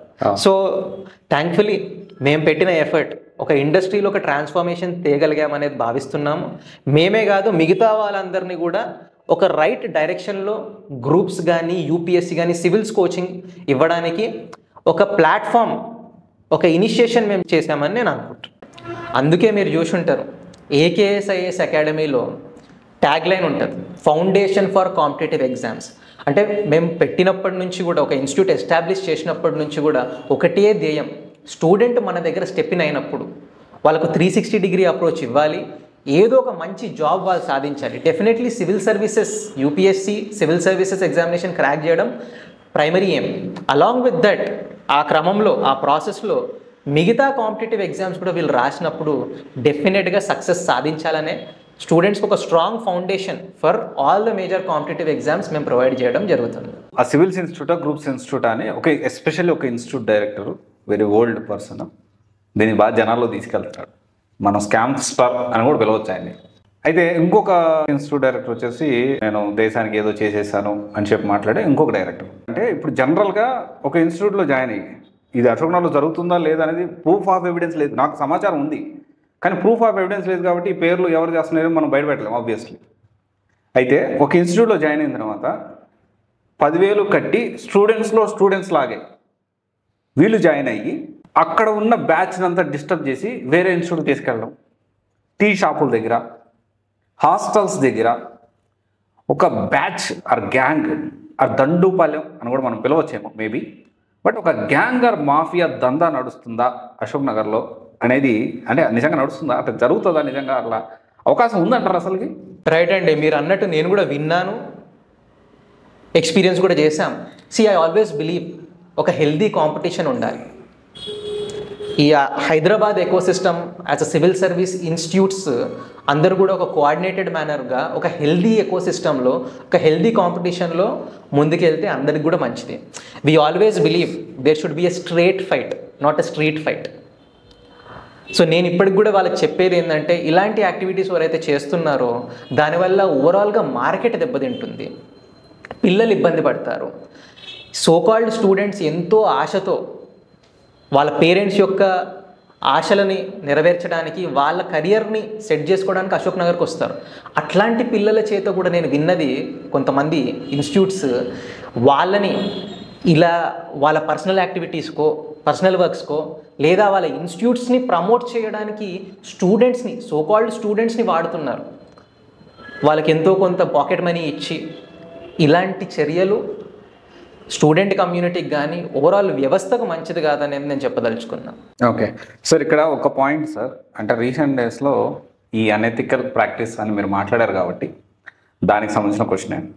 ఒక ఇన్స్టిట్యూట్, ఇట్ ఈస్ బ్రాండ్ బాగా ఎస్టాబ్లిష్ అయిన ఇన్స్టిట్యూట్, అండ్ టాప్ 5 ఇన్స్టిట్యూట్స్లో అదొకటి అని మాట్లాడుకుంటాం, నేను కూడా మాట్లాడుతూ ఉంటాను, బెస్ట్ ఇన్స్టిట్యూట్లో ఒకటి. కానీ లాస్ట్ 2 years నుంచి మేము బ్రాండ్ ఎస్టాబ్లిష్ అయిపోయాం కదా అని చెప్పి అనెథికల్ ప్రాక్టీస్ చేస్తుంది R&D టీమ్నే ఫ్యాకల్టీగా చూపిస్తూ, స్టూడెంట్స్నే ఫ్యాకల్టీగా చూపిస్తూ వీళ్ళు క్లాసులు చెప్పిస్తున్నారు.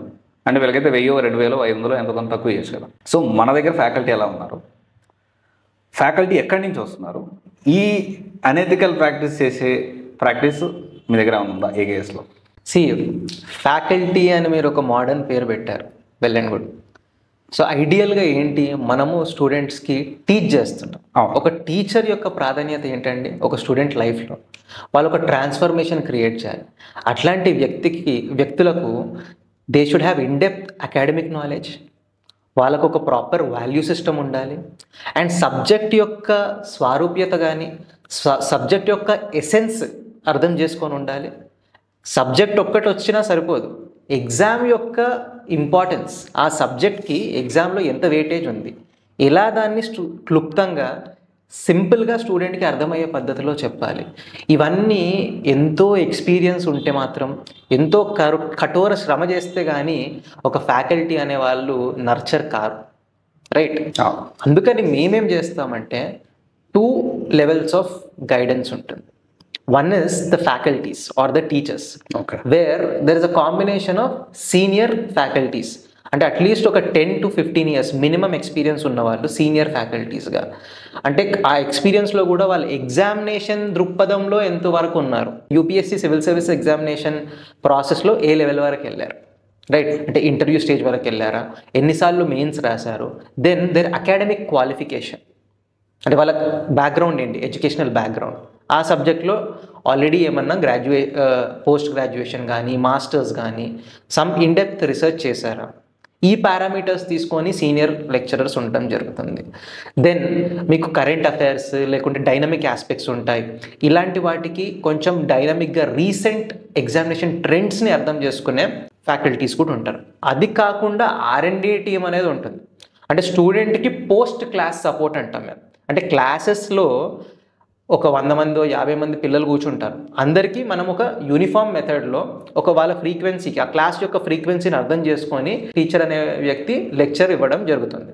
సో ఆ టైంలో డౌట్స్కి కూడా మేము ఆస్కారం ఇస్తాం. పిల్లలు డౌట్స్ అడిగితే వాటికి క్లారిఫై చేయడానికి ఆస్కారం ఇస్తాం. కానీ కొంతమంది పిల్లలు షైనెస్ ఉంటుంది, లేదా అందరి ముందు అడగడానికి కొంచెం ఇబ్బంది పడతారు, వాళ్ళు క్లాస్ తర్వాత అడుగుతారు. సో క్లాస్ తర్వాత కూడా ఫ్యాకల్టీ అవైలబుల్ ఉంటారు for a brief period of time. అదే కాకుండా మెంటర్స్ ఉంటారు.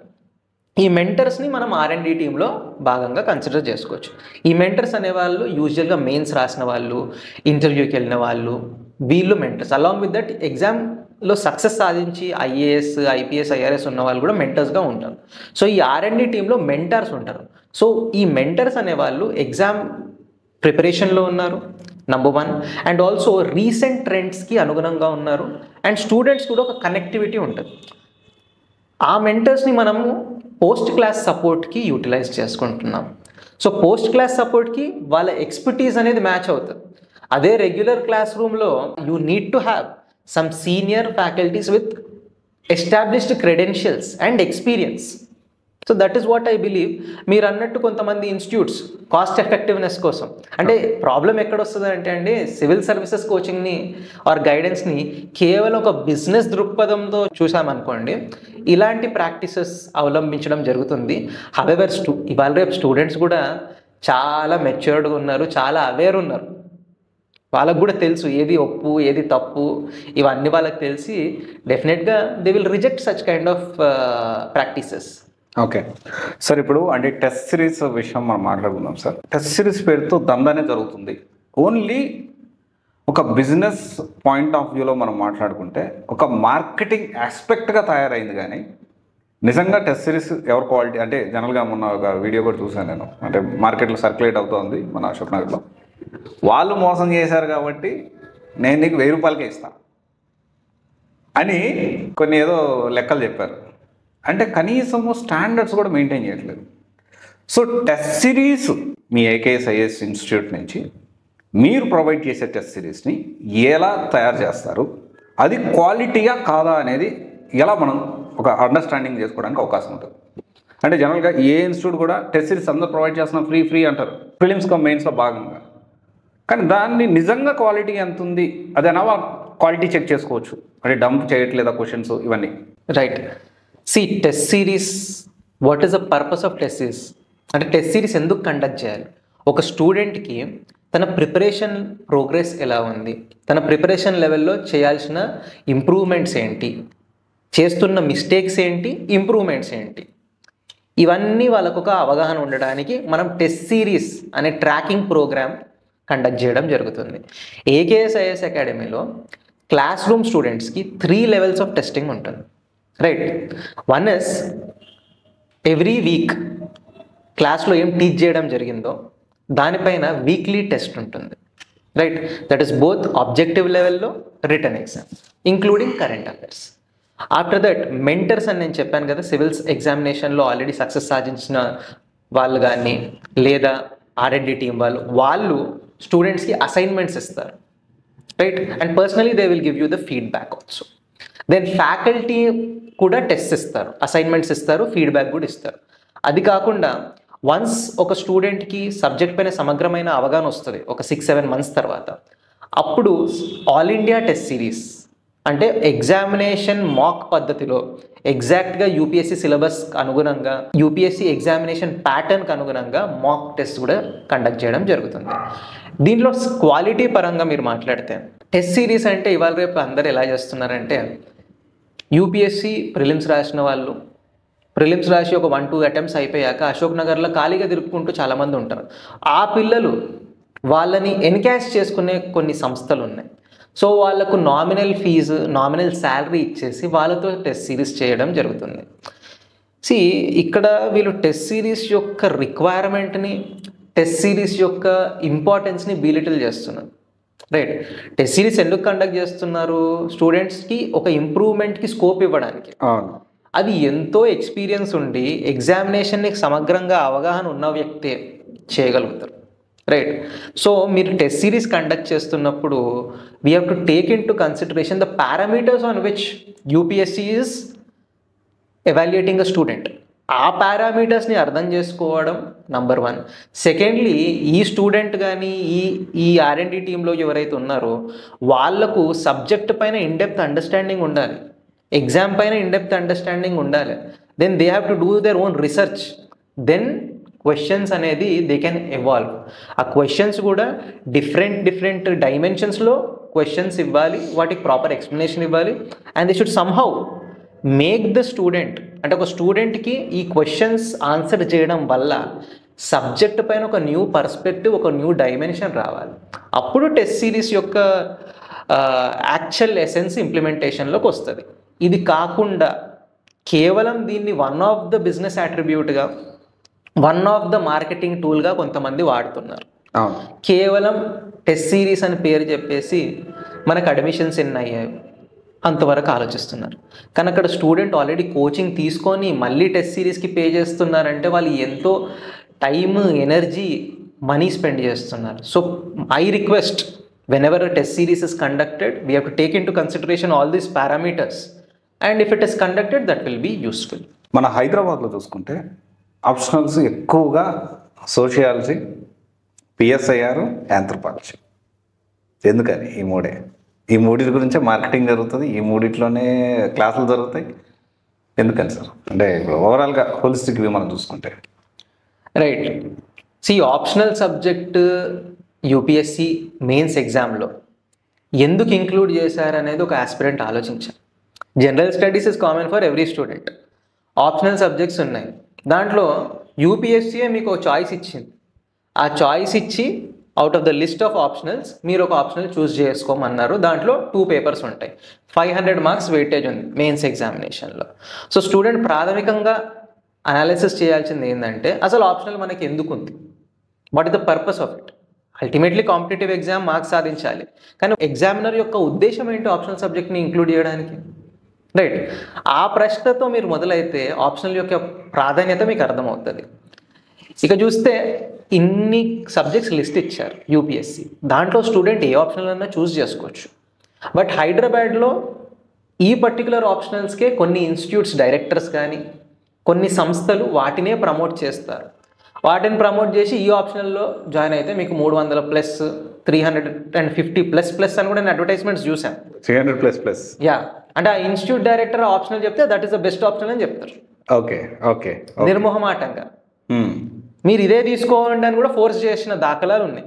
Okay okay. సో నేను మా దగ్గర జాయిన్ అయిన ఏ కేసులో జాయిన్ అయిన ప్రతి స్టూడెంట్కి మేమేం చెప్తామంటే we give them a choice of optionals. Right. ఏ ఆప్షనల్, అసలు ఆప్షనల్ యొక్క ప్రాధాన్యత ఏంటి, ఆప్షనల్ ఎందుకు చూస్ చేసుకోవాలి, ఈచ్ ఆప్షనల్లో కొన్ని పాపులర్ ఆప్షనల్స్కి ఆ సిలబస్ కాంటూర్స్ ఏంటి, మీరు అటెండ్ అవ్వండి, డెమో అటెండ్ అవ్వండి, దెన్ యూ డిసైడ్. రైట్.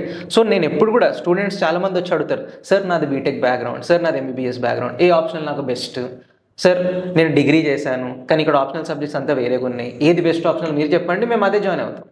నేను చెప్పడం కాదు, లేదా ఇంకొకరు చెప్పడం కాదు. యూపీఎస్సి కానీ రేపు మీరు సివిల్ సర్వెంట్ అయితే ఏం చేస్తారంటే మీరు డెసిషన్ మేకింగ్ చేస్తారు. More importantly you will be involved in decision making processes. So your first step of decision making starts with choosing the right optional.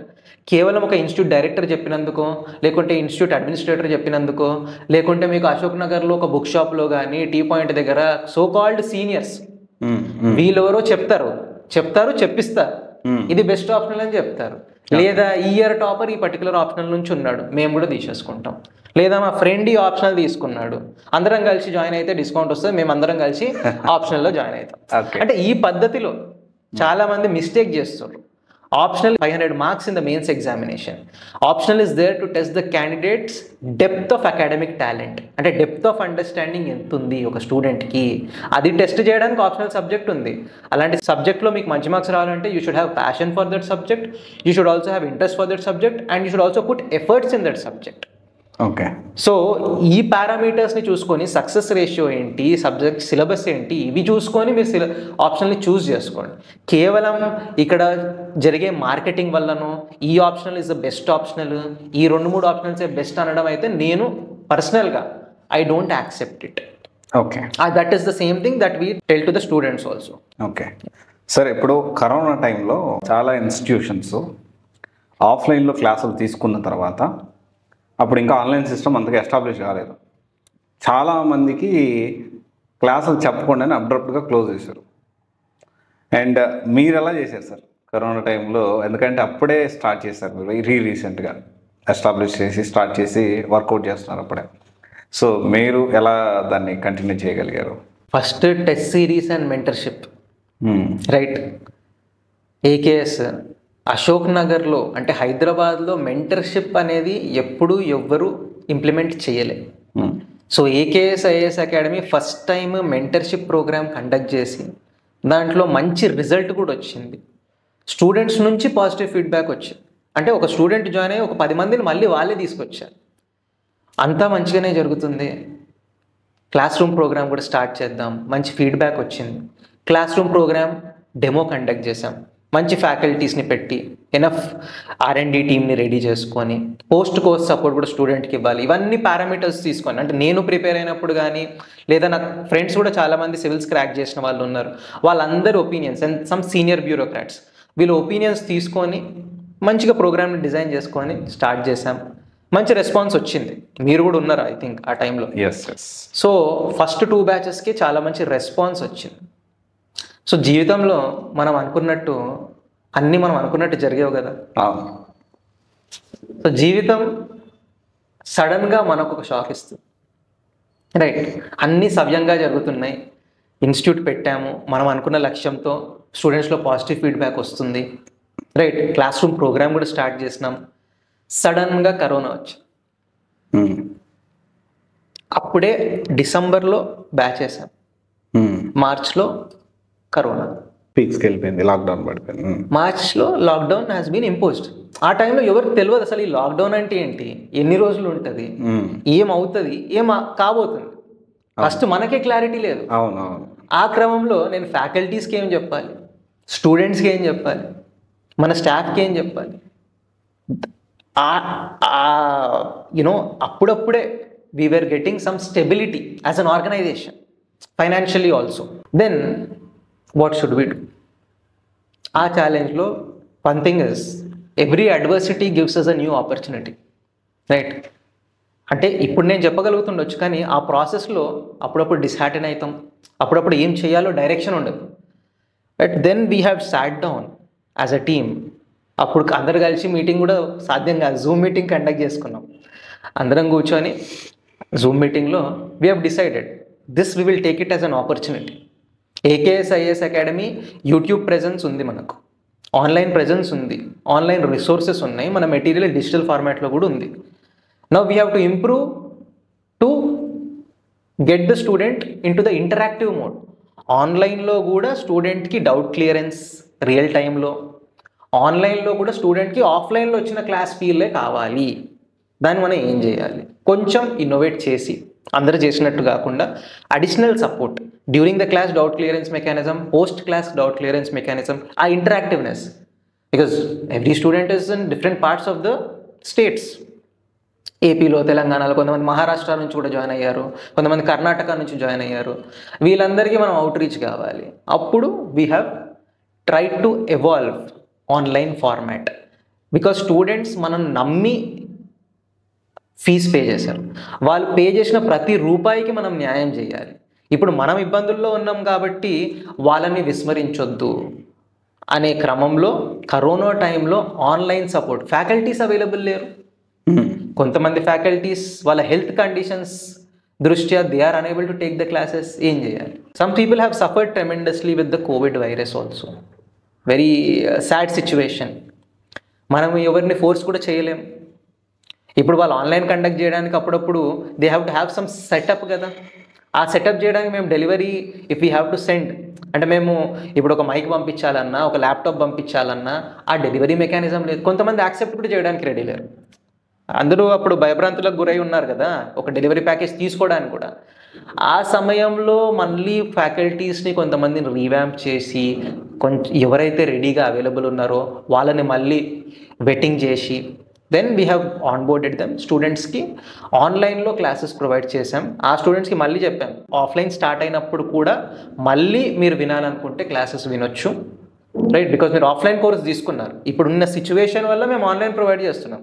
Offline మళ్ళీ మొదలైనాక డెఫినెట్లీ యూ కెన్ కమ్ అని చెప్పి we have provided that support. So ఇప్పుడు చిన్న వయసులోనే మీరు civils coaching అంటే 21 ఇయర్స్కే మీరు prelims clear చేశారు. అండ్ లేటర్ ఆన్ రాసిన ప్రతిసారి ప్రిలిమ్స్ క్లియర్ చేశారు. అండ్ ఆల్మోస్ట్ 25-26 ఏజ్ అప్పుడు మీరు సివిల్స్ వైపు అంటే కోచింగ్ ఇన్స్టిట్యూట్ దీని వైపు వచ్చింది. అండ్ అంటే జనరల్గా సివిల్స్ ఫ్యాకల్టీ అంటే పెద్దగా కనపడాలి అండ్ లేకపోతే డెఫినెట్లీ యాక్సెప్టెన్సీ మనము స్టూడెంట్స్ తరపు నుంచి కానీ పేరెంట్స్ తరపు నుంచి కానీ చూసుకుంటే ఆ యాక్సెప్టెన్సీ కోసమే కొంతమంది కొంచెం ఇక్కడ హెయిర్ని గ్రే చేసుకోవడం కానీ లేకపోతే పెద్దవాళ్ళ కనపడాలి అనే తాపత్రయంతో చిన్న వయసు అంటే వాళ్ళ ఏజ్ చిన్నదైనప్పుడు పెద్ద చూపించుకుంటూ ఇట్లా అంటే ఇది ద మెయిన్ ప్రాసెస్. అంటే క్వశ్చన్ ఏంటి అంటే స్టూడెంట్స్ యాక్సెప్టెన్సీ కోసం పెద్దవాళ్ళలా కనబడితే మా మాట వింటారు అనే కాన్సెప్ట్లో గ్రే హెయిర్ పెట్టుకుంటూ లేకపోతే డ్రెస్సింగ్ స్టైల్ చూసుకున్నా ఇలాగ ఒక పోస్టర్ ఎలా ఉండాలి ఇలా కొంతమంది చేస్తున్నారు కదా సార్. ఇంకా మీరు ఇంకా గ్రే హెయిర్ కూడా ఏం పెట్టుకోలేదు and you're still looking younger than me. మిమ్మల్ని స్టూడెంట్స్ ఈ ఐఏఎస్ ట్యూటర్ లాగా ఆర్ఎల్స్ యూపీఎస్సి ఫ్యాకల్టీ లాగా మెంటార్షిప్ లాగా యాక్సెప్ట్ చేయగలిగారా? దీని గురించి మీరేమంటారు? స్టూడెంట్స్ జనరల్గా చూసేది ఏంటంటే సరైన గైడెన్స్ వస్తుందా, సబ్జెక్ట్ ఎక్స్పర్టీజ్ ఉందా, ప్రాపర్ మెంటర్షిప్ వస్తుందా, అంటే వాళ్ళకు కావాల్సిన ఇన్పుట్స్ వాళ్ళకు వస్తున్నాయి అనేదే వాళ్ళు బేరీ చేసుకుంటారు. రైట్. డెఫినెట్గా మీరు అన్నట్టు నేను ఇనిషియల్గా స్టార్ట్ చేసినప్పుడు, ఇనిషియల్గానే కాదు ఇప్పటికీ కూడా ఓకే, కొంతమంది they have some apprehension regarding my age or regarding the way I look. కొంచెం యంగ్గా కనబడతాం. యూజువల్గా సివిల్ సర్వీసెస్ కానీ లేదా any coaching institute owners or directors యూజువల్గా కొంచెం ఎల్డర్లీ పర్సన్స్. ఆ ఎల్డర్లీ పర్సన్స్ రిఫ్లెక్షన్ ఏంటి?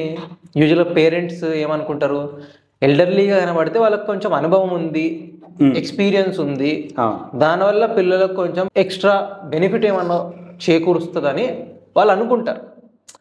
బట్ నేను ప్రాక్టికల్గా అబ్జర్వ్ చేసింది కానీ నా పర్సనల్ సిచ్యువేషన్లో కూడా ఏకేఎస్ ఐఏఎస్ అకాడమీ మీరు చూశారు. From the day one that we have established with the right intention. ఒక లక్ష్య శుద్ధి, సంకల్ప శుద్ధి, చిత్తశుద్ధి ఉంటే డెఫినెట్గా మనం స్టూడెంట్స్కి హెల్ప్ చేయగలుగుతాం. రైట్. సో నేను కానీ ఏకేఎస్ ఒక సంస్థగా, నేను ఒక్కడినే కాదు కదా ఏకేఎస్ అనేది. Definitely as a founder and CEO there is a major role.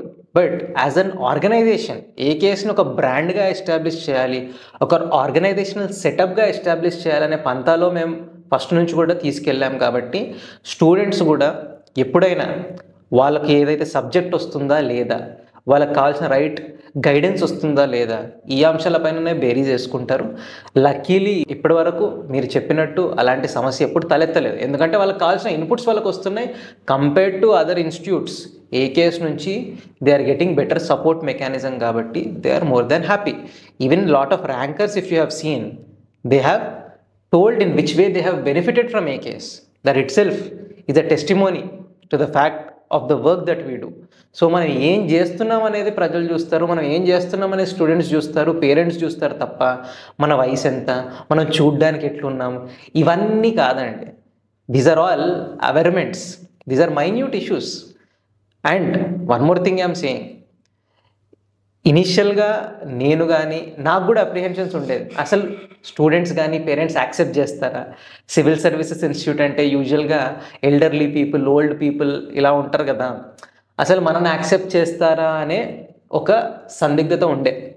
ఆ టైంలో మా ఫ్యామిలీ మెంబర్స్ కానీ, నా టీం మెంబర్స్ కానీ, నాకు కొంచెం బెస్ట్ ఫ్రెండ్స్ ఎవరైతే ఉన్నారో వాళ్ళందరూ కూడా ఏంటంటే మీకున్న నాలెడ్జ్, మీకున్న ఇన్ఫర్మేషన్, మీకున్న గుడ్ ఇంటెన్షన్స్, ఒక మంచి లక్ష్యం, మంచి సంకల్పం మీకు ఉంటే ఆటోమేటికల్గా స్టూడెంట్స్ యాక్సెప్ట్ చేస్తారు, పేరెంట్స్ కూడా యాక్సెప్ట్ చేస్తారు అని అన్నారు. ఓకే, నేను కూడా అదే క్రమంలో ముందుకెళ్ళాం. Luckily, fortunately everything is going in the right direction. Okay. So ఇక్కడ ఈ యంగ్ జనరేషన్ ఇప్పుడు వచ్చే కొత్తగా సివిల్స్ ప్రిపేర్ అయ్యే వాళ్ళకి అండ్ పేరెంట్స్ కూడా ఈ వీడియో చూస్తుంటారు. సో వాళ్ళని ఉద్దేశించి ఒక పాయింట్ మీతో డిస్కస్ చేయాలనుకుంటున్నాను. అంటే ఇది కొంచెం ఇంతవరకు ఏ ఇన్స్టిట్యూట్ డైరెక్టర్ కూడా అంటే వాళ్ళ age difference, age gap, generation gap. So మీరు కొంచెం వచ్చిపోయి ఇప్పుడున్న జనరేషన్కి సిమిలర్గా ఉన్నారు కాబట్టి ఆ క్వశ్చన్ మిమ్మల్ని అడగాలనుకుంటున్నాను.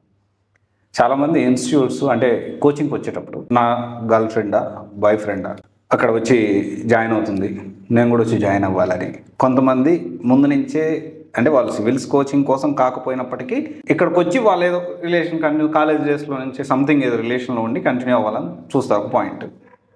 ఇంకొంతమంది చూసుకుంటే ఇక్కడికి వచ్చి కోచింగ్ లేకపోతే ఎగ్జామ్ మీద దృష్టి పెట్టకుండా వీళ్ళని చూసి ఇక్కడికి వచ్చి రిలేషన్స్ అవి మెయింటైన్ చేస్తూ ఉంటారు. సో ఇది ప్రతి ఇన్స్టిట్యూట్లో మనం చూస్తూనే ఉంటాం. సో పేరెంట్స్ కానీ స్టూడెంట్స్ కానీ అశోక్ నగర్ వచ్చిన తర్వాత 1-2 years తర్వాత వీళ్ళ పరిస్థితి ఎలా ఉంటుంది, వాళ్ళ కష్టాలు ఎలా ఉంటాయి? ఎందుకంటే మీరు ఆల్రెడీ స్టూడెంట్గా ఉన్నప్పుడు మీరు చాలా ఇట్లాంటివి చూసే ఉంటారు. అశోక్ నగర్లో వచ్చిన తర్వాత ఇలాంటి రైట్ డైరెక్షన్ అంటే ఇప్పుడు బాగా ప్రిపేర్ అవ్వడం కూడా వీళ్ళు చూసి వెళ్ళిపోయేదానికి ఛాన్సెస్ ఉంటాయి. సో దీని గురించి మీరేమంటారు? రైట్ అండి, మీరు చెప్పినట్టు చాలామంది పేరెంట్స్ ఫోర్స్ వల్ల సివిల్స్ ఎంచుకుంటారు. మేము సివిల్స్ ప్రిపేర్ అవుతున్నామని చెప్పుకోవడానికి కూడా హైదరాబాద్ కానీ మిగతా రాష్ట్రాలకు సివిల్స్ ప్రిపరేషన్కి వస్తుంటారు. మరికొంతమంది సివిల్స్ ప్రిపేర్ అవుదామనే లక్ష్యంతో వచ్చి హైదరాబాద్కి వచ్చాక అనేక రకమైన డిస్ట్రాక్షన్స్కి గురై, whether it is personally or any other distractions, personal యావిగేషన్స్ వల్ల వాళ్ళు ఏ లక్ష్యం కోసం వచ్చారో ఆ లక్ష్యాన్ని విస్మరించి, ఆ లక్ష్యాన్నే మర్చిపోయి మిగతా యాక్టివిటీస్లో వాళ్ళ సమయం కానీ, వాళ్ళ ఎనర్జీస్ కానీ, వాళ్ళ టైం స్పెండ్ చేస్తుంటారు. ఇట్లా చాలా ఉదంతాలు ఉన్నాయి. ఇనిషియల్గా అశోక్ నగర్కి వచ్చినప్పుడు ఒక ఉన్నత లక్ష్యం పెట్టుకొని సివిల్స్ క్రాక్ చేయాలనే లక్ష్యంతో వచ్చారు. బట్ అన్ఫార్చునేట్లీ చాలామంది పిల్లలు హైదరాబాద్లో కానీ ఢిల్లీలో కానీ ఈ యావిగేషన్స్కి గురవుతారు. ఎస్పెషల్లీ మీరు చూసుకుంటే ఎక్కువ శాతం ఢిల్లీలో అంటే కంప్లీట్ ఫ్రీడమ్ ఉంటుంది, ఒక కొత్త ప్రపంచాన్ని చూస్తారు. సో వచ్చిన పర్పస్నే విస్మరిస్తారు.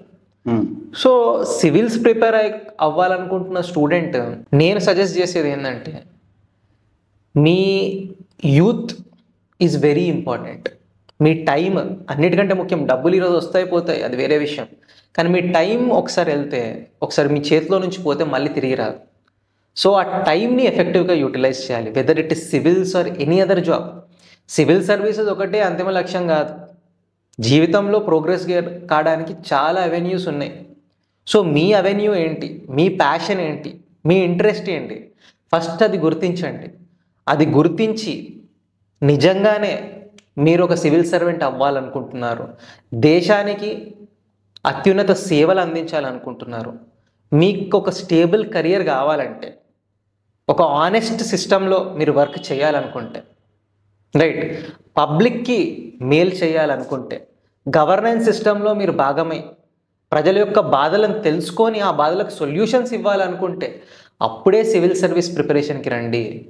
కేవలం మీ పేరెంట్స్ చెప్పినందుకో, మీ గర్ల్ ఫ్రెండ్ చెప్పినందుకో, మీ బాయ్ ఫ్రెండ్ చెప్పినందుకో, లేదా ఏదన్నా మూవీ చూసి ఇన్స్టెంట్ ఇన్స్పిరేషన్, ఇన్స్టెంట్ మోటివేషన్తో సివిల్ సర్వీసెస్ ప్రిపరేషన్ రాకండి. మీరంతా కావాల్స్తే నిజంగానే టైంపాస్ చేయాలనుకుంటే ఏదన్నా ఎంబీఏ కానీ లేదా హయ్యర్ ఎడ్యుకేషన్ ఏదన్నా చేసుకోండి, అట్లీస్ట్ మీకు ఆ డిగ్రీ ఉంటుంది. బట్ సివిల్ సర్వీస్ ప్రిపేర్ అవ్వాలనుకుంటే, ఒక మంచి స్టేబుల్ కెరియర్ మీరు ఎంచుకోవాలనుకుంటున్నారంటే డెఫినెట్గా ఒక చిత్తశుద్ధితో రండి, ఒక లక్ష్యం పెట్టుకొని రండి. ఆ లక్ష్యంని సాధించడానికి కావాల్సిన అన్ని ప్రక్రియలు మీరు పూర్తి చేసుకుంటే మీకు కెరియర్ పరంగా డెఫినెట్గా హెల్ప్ అవుతుంది. నాట్ ఓన్లీ సివిల్ సర్వీసెస్లో సక్సెస్ సాధించవచ్చు, సాధించకపోవచ్చు, బట్ అట్లీస్ట్ ఈ ప్రిపరేషన్ మీలో మీకు తెలియని వ్యక్తిత్వాన్ని బయటకు తీసుకొస్తుంది, మీకు పర్సనాలిటీ డెవలప్ చేస్తుంది. అండ్ ఈ పర్సనాలిటీ ఒకసారి డెవలప్ అయ్యాక మీరు సివిల్ సర్వీసెసే కాదు, ఏ ఫీల్డ్లో అయినా రాణించగలుగుతారు. అది నేను చెప్పదలుచుకున్నాను. ఓకే, సో దీనికి సంబంధించి ఈ క్వశ్చన్ అడగడానికి ఒక కాంటెక్స్ట్ ఉంది. ఎందుకంటే ఇలాంటి ఆడియన్స్ని, ఇలాంటి స్టూడెంట్స్ని టార్గెట్ చేసుకుంటూ అందమైన యాంకర్స్ని పెట్టి యూట్యూబ్లో ఏదో టాపిక్స్ చెప్తున్నాం అన్నట్లు ఆ టాపిక్స్ అందమైన యాంకర్స్ పెట్టి వాళ్ళని అట్రాక్ట్ చేస్తున్నారు అడ్మిషన్స్ కోసం. అంటే ఎంత దిగజారుతున్నారు కొంతమంది ఇన్స్టిట్యూట్స్. సో ఈ అందమైన యాంకర్స్ని పెట్టి యూట్యూబ్లో వీడియోస్ చేయించడం, ఇది ఎంత అనెథికల్ ప్రాక్టీస్. సో దీని గురించి మీ ఒపీనియన్, మీ కమెంట్ అందిస్తాయి. అల్టిమేట్గా సివిల్ సర్వీసెస్ ఎగ్జామ్ ప్రిపేర్ అవ్వాలనుకుంటున్న స్టూడెంట్ వాళ్ళకు వస్తున్న కంటెంట్ పైన దృష్టి పెడతారు. ఒక సిన్సియర్ ఆస్పిరెంట్ సబ్జెక్ట్ పైన ఫోకస్ ఉంటుంది. వాళ్ళకి ఏదైనా రెలవెంట్ పాయింట్స్ వస్తున్నాయా, జెన్యూన్ ఇన్ఫర్మేషన్ వస్తుందా, వాల్యూ అడిషన్ అవుతుందా సబ్జెక్ట్లో, రీసెంట్ కరెంట్ అఫైర్స్ అప్డేట్స్ వస్తున్నాయా, ప్రాక్టీస్ క్వశ్చన్స్ వస్తున్నాయా, ఈ అంశాలపైన దృష్టి పెడతారు. ఒక సిన్సియర్ ఆస్పిరెంట్ గురించి మాట్లాడుతున్నా. మీరు మిగతా వాళ్ళు టైంపాస్కి వచ్చే వాళ్ళ గురించి మనం చెప్పనక్కర్లేదు, దాని గురించి చర్చించడం కూడా అప్రస్తుతం. సో ఒక సిన్సియర్ ఆస్పిరెంట్ కేవలం సబ్జెక్ట్ పైనే దృష్టి పెడతారు. అందుకే ఏకేఎస్ ప్లాట్ఫామ్ మీరు చూసుకుంటే యూట్యూబ్ ఛానల్లో 2018 ఆర్ 2016 నుంచి కూడా ఫ్రీ కంటెంట్ మేము ప్రొవైడ్ చేయడం జరుగుతుంది.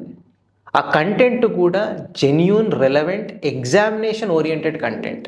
ఎక్కడ కూడా అన్నెసరీ ఇన్ఫర్మేషన్ లోడ్ చేయకుండా స్టూడెంట్కి ప్రిసైజ్గా ఉపయోగపడే, తక్కువ సమయంలో వాళ్ళకు సబ్జెక్టు పైన ఒక సమగ్రమైన అవగాహన వచ్చేటట్టు we're fine tuning the content. అలా చేస్తే డెఫినెట్గా స్టూడెంట్స్ యాక్సెప్ట్ చేస్తారు, స్టూడెంట్ కమ్యూనిటీ యాక్సెప్ట్ చేస్తుంది. ఇలా కాకుండా మీరు అన్నట్టు other means just for click bait. ఈరోజు యూట్యూబ్ గైడ్లైన్స్ ప్రకారం ఆ క్లిక్ బైట్ని కూడా యూట్యూబ్ రిస్ట్రిక్ట్ చేస్తుంది, రైట్?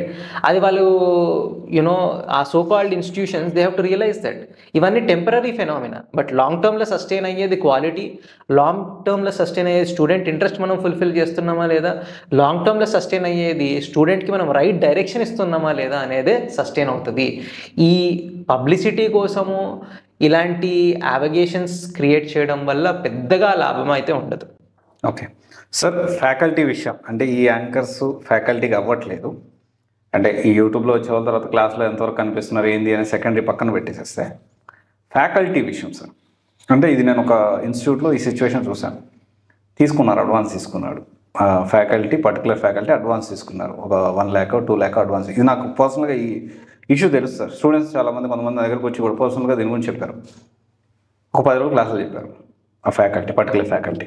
10 రోజుల తర్వాత ఇక్కడ కమిట్మెంట్ ఇచ్చాడు, ఇక్కడ అడ్వాన్స్ తీసుకున్నాడు, కానీ ఇక్కడ కంటే ఇంకొక దగ్గర ఎక్కువ ఇస్తున్నారని చెప్పి వీళ్ళని వదిలేసి అక్కడికి వెళ్తాం. ఇదొక సినారియో. ఇంకొక సినారియో వచ్చి ఈ 10 రోజులు స్టూడెంట్స్ని మెస్మరైజ్ చేసి ఆహా ఓహో అనిపించేసి అద్భుతంగా వాళ్ళతో క్లాప్స్ కొట్టించేసేసుకొని, లేకపోతే వాళ్ళు మెస్మరైజ్ చేసి ఆ 10 రోజులు ఇన్స్టిట్యూట్స్ని బెదిరిస్తున్నారు. అంటే ఇట్స్ కైండ్ ఆఫ్ బ్లాక్మెయిల్. డబ్బులు పెంచండి, లేకపోతే నేను అంటే ఇక్కడి నుంచి ఆపేస్తాను, ఐ గో సమ్వేర్, లేకపోతే నేను ఇది వదిలేస్తాను అన్నట్లు జరుగుతుంది అనేది నాకు సమాచారం. ఇది నాకు వేరియస్ మల్టిపుల్ ఇన్స్టిట్యూట్ డైరెక్టర్స్ నాకు పర్సనల్గా వాళ్ళ బాధని చెప్పుకున్నారు.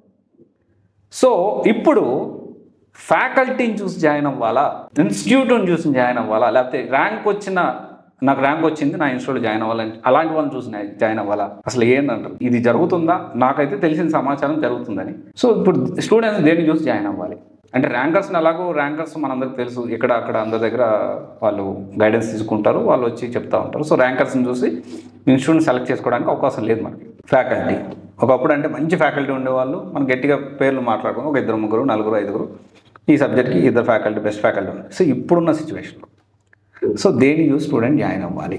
మీరు అన్నట్టు ఒక ఫ్యాకల్టీ అనే వ్యక్తి కానీ ఈ civil services coaching institutes or guidance institutes, నేను కోచింగ్ అనే పదం కూడా వాడా, కోచింగ్ కాదు గైడెన్స్ వరకే మనం ప్రొవైడ్ చేయగలుగుతాం. మనము యూజువల్గా ఈ మధ్యకాలంలో సోషల్ మీడియాలో చూస్తున్న civil services factory, we make civil services, we manufacture officers, వీళ్ళ చేతి కింద చాలామంది ఆఫీసర్స్ తయారయ్యారు, ఇలాంటి పదజాలంతో పబ్లిక్ని మిస్లీడ్ చేస్తున్నారు, రైట్? మేము సివిల్స్ క్రాక్ చేసాము, మీ పిల్లోడు మా దగ్గర జాయిన్ అయితే సివిల్స్ క్రాక్ చేయించే, సివిల్స్లో సక్సెస్ సాధించే భరోసా మాది అని చెప్పుకొని కూడా అడ్మిషన్లు తీసుకుంటున్నారు. ఇవన్నీ కూడా స్టూడెంట్స్ని మరియు పేరెంట్స్ని మిస్లీడ్ చేసే ప్రక్రియ. ఫ్యాకల్టీ అనే వ్యక్తి, right, or institute for that matter, they have tremendous responsibility. ఒక స్టూడెంట్ మీ దగ్గర చేరుతున్నారంటే వాళ్ళు ఎన్నో సాక్రిఫైజెస్ చేస్తున్నారు. యూజువల్గా ఎవరండి సివిల్ సర్వీసెస్కి ప్రిపేర్ అయ్యే వాళ్ళు?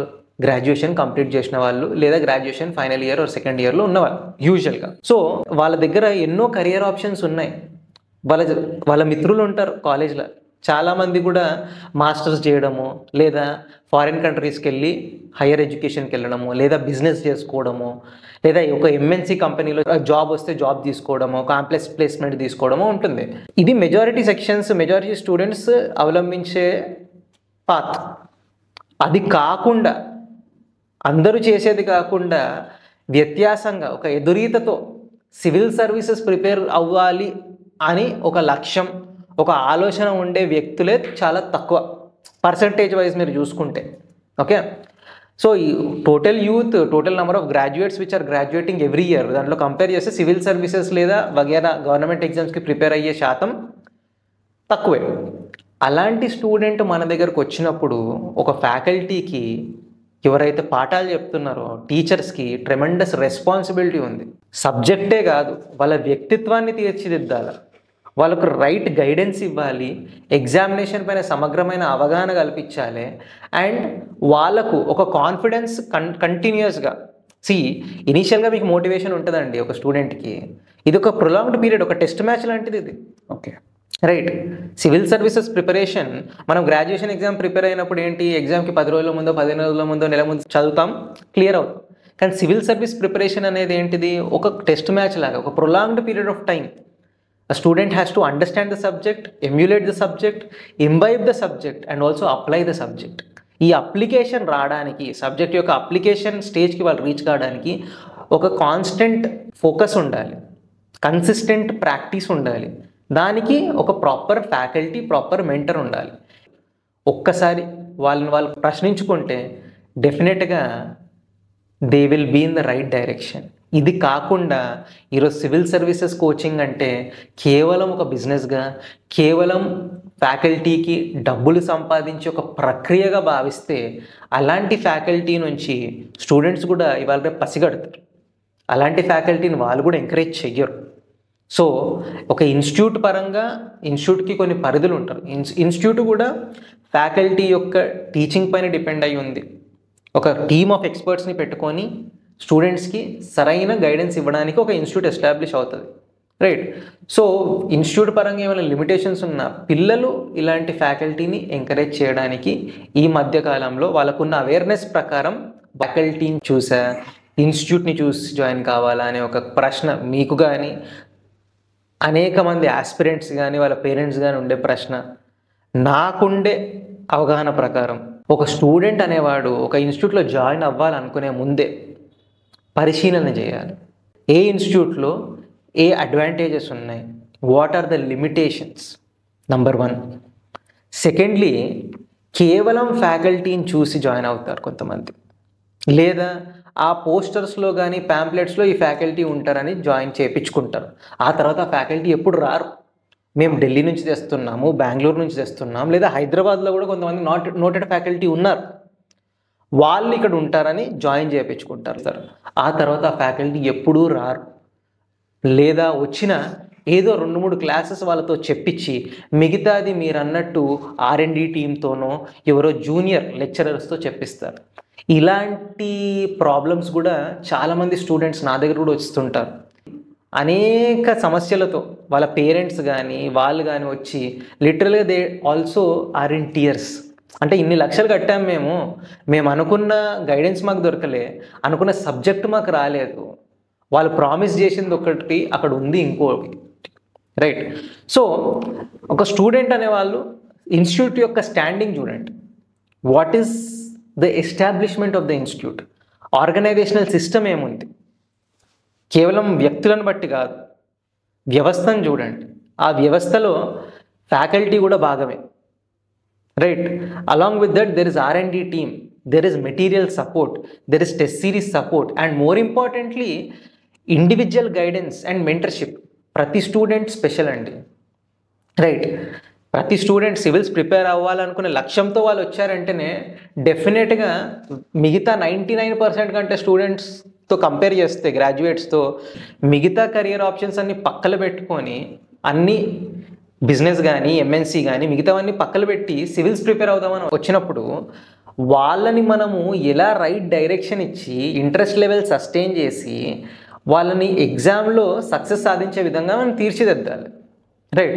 సో దానికి మీకు ఒక కంప్లీట్ వ్యవస్థ అవసరం. కేవలం ఒక ఇండివిజువల్ని చూసో నేను సక్సెస్ సాధించిన నన్ను చూసి రండి, లేదా నేను సివిల్స్లో ర్యాంక్ సాధించాను నన్ను చూసి రండి, లేదా నేను ఒక ఫ్యాకల్టీ ఇక్కడ ఉన్నాను నన్ను చూసి జాయిన్ అవ్వండి. ఈ మధ్యకాలంలో because of social media and mobile apps accessibility, every faculty is putting up institute. ప్రతి ఫ్యాకల్టీకి ఒక మొబైల్ యాప్, అదొక ఇన్స్టిట్యూట్, ఓకే? అండ్ ఒక రేషనల్ పద్ధతిలో, ఒక సిస్టమాటిక్ పద్ధతిలో civil services classes with a combination of faculty. అప్పటి వరకు మీరు చూసుకుంటే ఏదో ఒక ఫేమస్ ఫ్యాకల్టీ వాళ్ళ పేరుతోని కోచింగ్ ఇన్స్టిట్యూట్స్ రన్ అవుతుంటాయి. ఆ ఇన్స్టిట్యూట్లో ఒకటే ఫ్యాకల్టీ ఉంటారు, లేదా 2-3 ఫ్యాకల్టీలు ఉంటారు, అంతే. వాళ్ళు చెప్పిందే వేదవాక్యం, ఇంకా వాళ్ళని క్వశ్చన్ చేయొద్దు, వాళ్ళు డౌట్ క్లియరెన్స్ చేయరు, మీరు అడిగితే వాళ్ళు యాక్సెసిబుల్ కూడా ఉండరు. క్లాస్కి ఇష్టం వచ్చిన టైంకి వస్తారు, పిల్లలు గంటలు వెయిట్ చేస్తారు, పిల్లలు క్లాస్ తర్వాత డౌట్స్ అడిగినా యాక్సెసిబిలిటీ ఉండదు. ఇది పరిస్థితి. ఇవన్నీ అబ్జర్వ్ చేసి ఒక సివిల్ సర్వీస్ ఎకోసిస్టంలోనే ఒక ఇన్స్టిట్యూషనలైజ్డ్గా వ్యవస్థపరమైన మార్పులు చేయాలనేది మేము ఆ రోజు నిర్ణయించుకున్నాం. ఒక ట్రాన్స్ఫర్మేషన్ మనం తీసుకురావాలి. స్టూడెంట్స్కి యాక్సెసిబిలిటీ ఉండాలి, స్టూడెంట్స్కి అకౌంటబుల్ ఎడ్యుకేషనల్ సిస్టమ్ ఉండాలి. అప్పటి వరకు ఎట్లా, ఒక పర్టికులర్ వ్యక్తి పైననే ఒక ఇన్స్టిట్యూట్ రన్ అవుతుంది, ఆ వ్యక్తి ఏం చెప్పినా అది చలామణి అవుతుంది.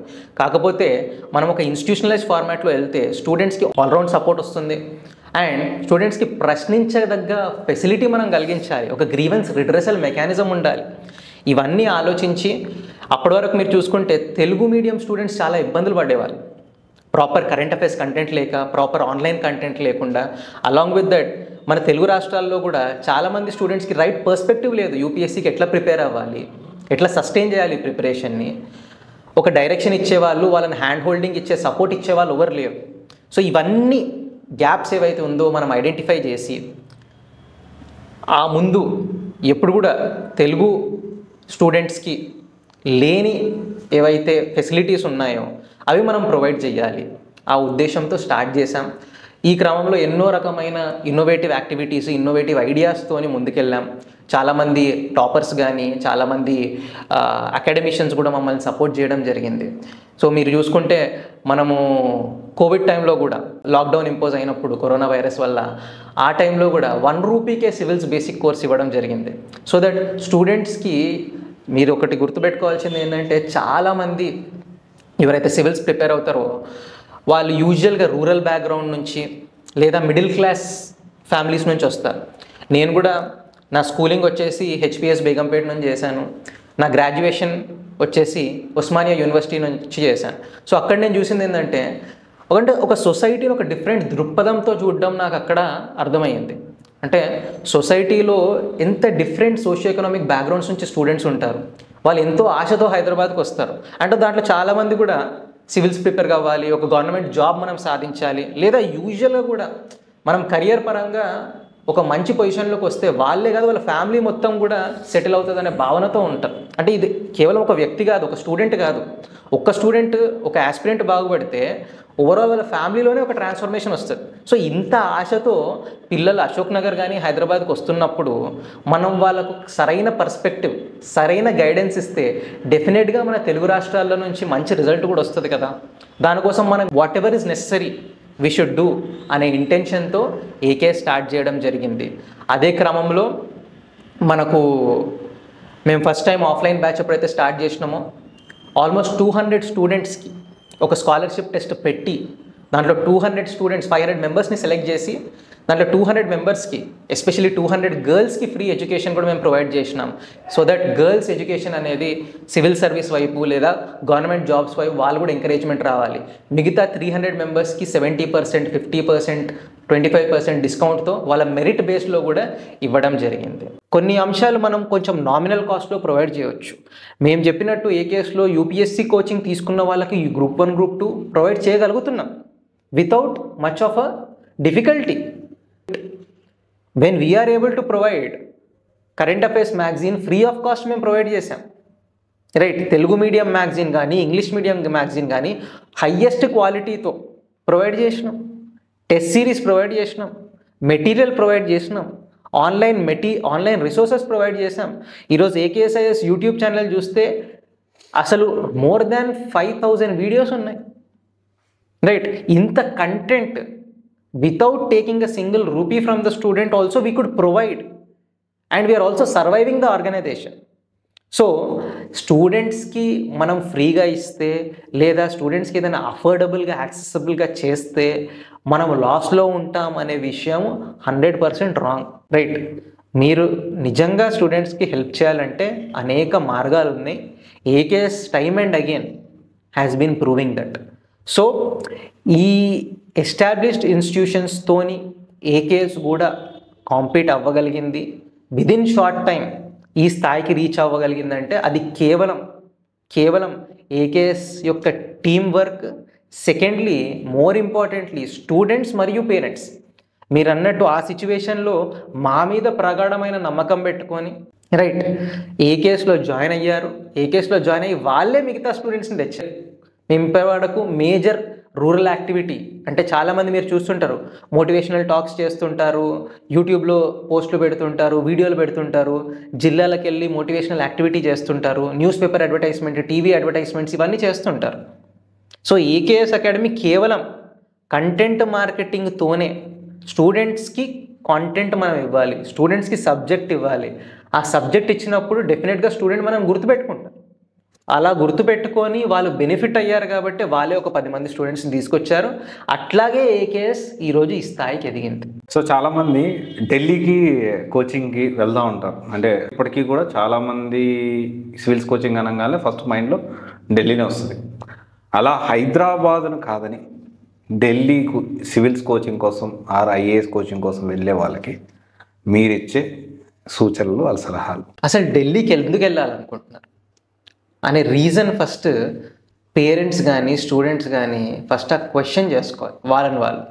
కేవలం ఎవరో చెప్పినంత మాత్రాన ఢిల్లీలో ఏదో డిస్టింక్టివ్గా కోచింగ్ ఇస్తారు, డిస్టింక్టివ్గా గైడెన్స్ ఇస్తారు అనే అపోహలో చాలామంది సివిల్స్ అనగానే ఢిల్లీకి వెళ్తారు.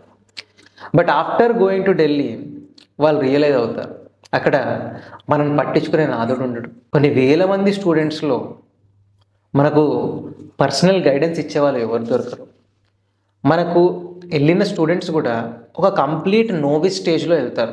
అంటే ఒక బేసిక్ లెవెల్ కూడా అండర్స్టాండింగ్ లేకుండా మనం ఒక కోచింగ్ ఇన్స్టిట్యూట్లో ఎందుకు జాయిన్ అవుతాము, ఒక బేసిక్ లెవెల్ నుంచి మనకు స్ట్రాంగ్ కాన్సెప్ట్స్ బిల్డ్ చేసి అడ్వాన్స్ లెవెల్ వరకు తీసుకెళ్తారని.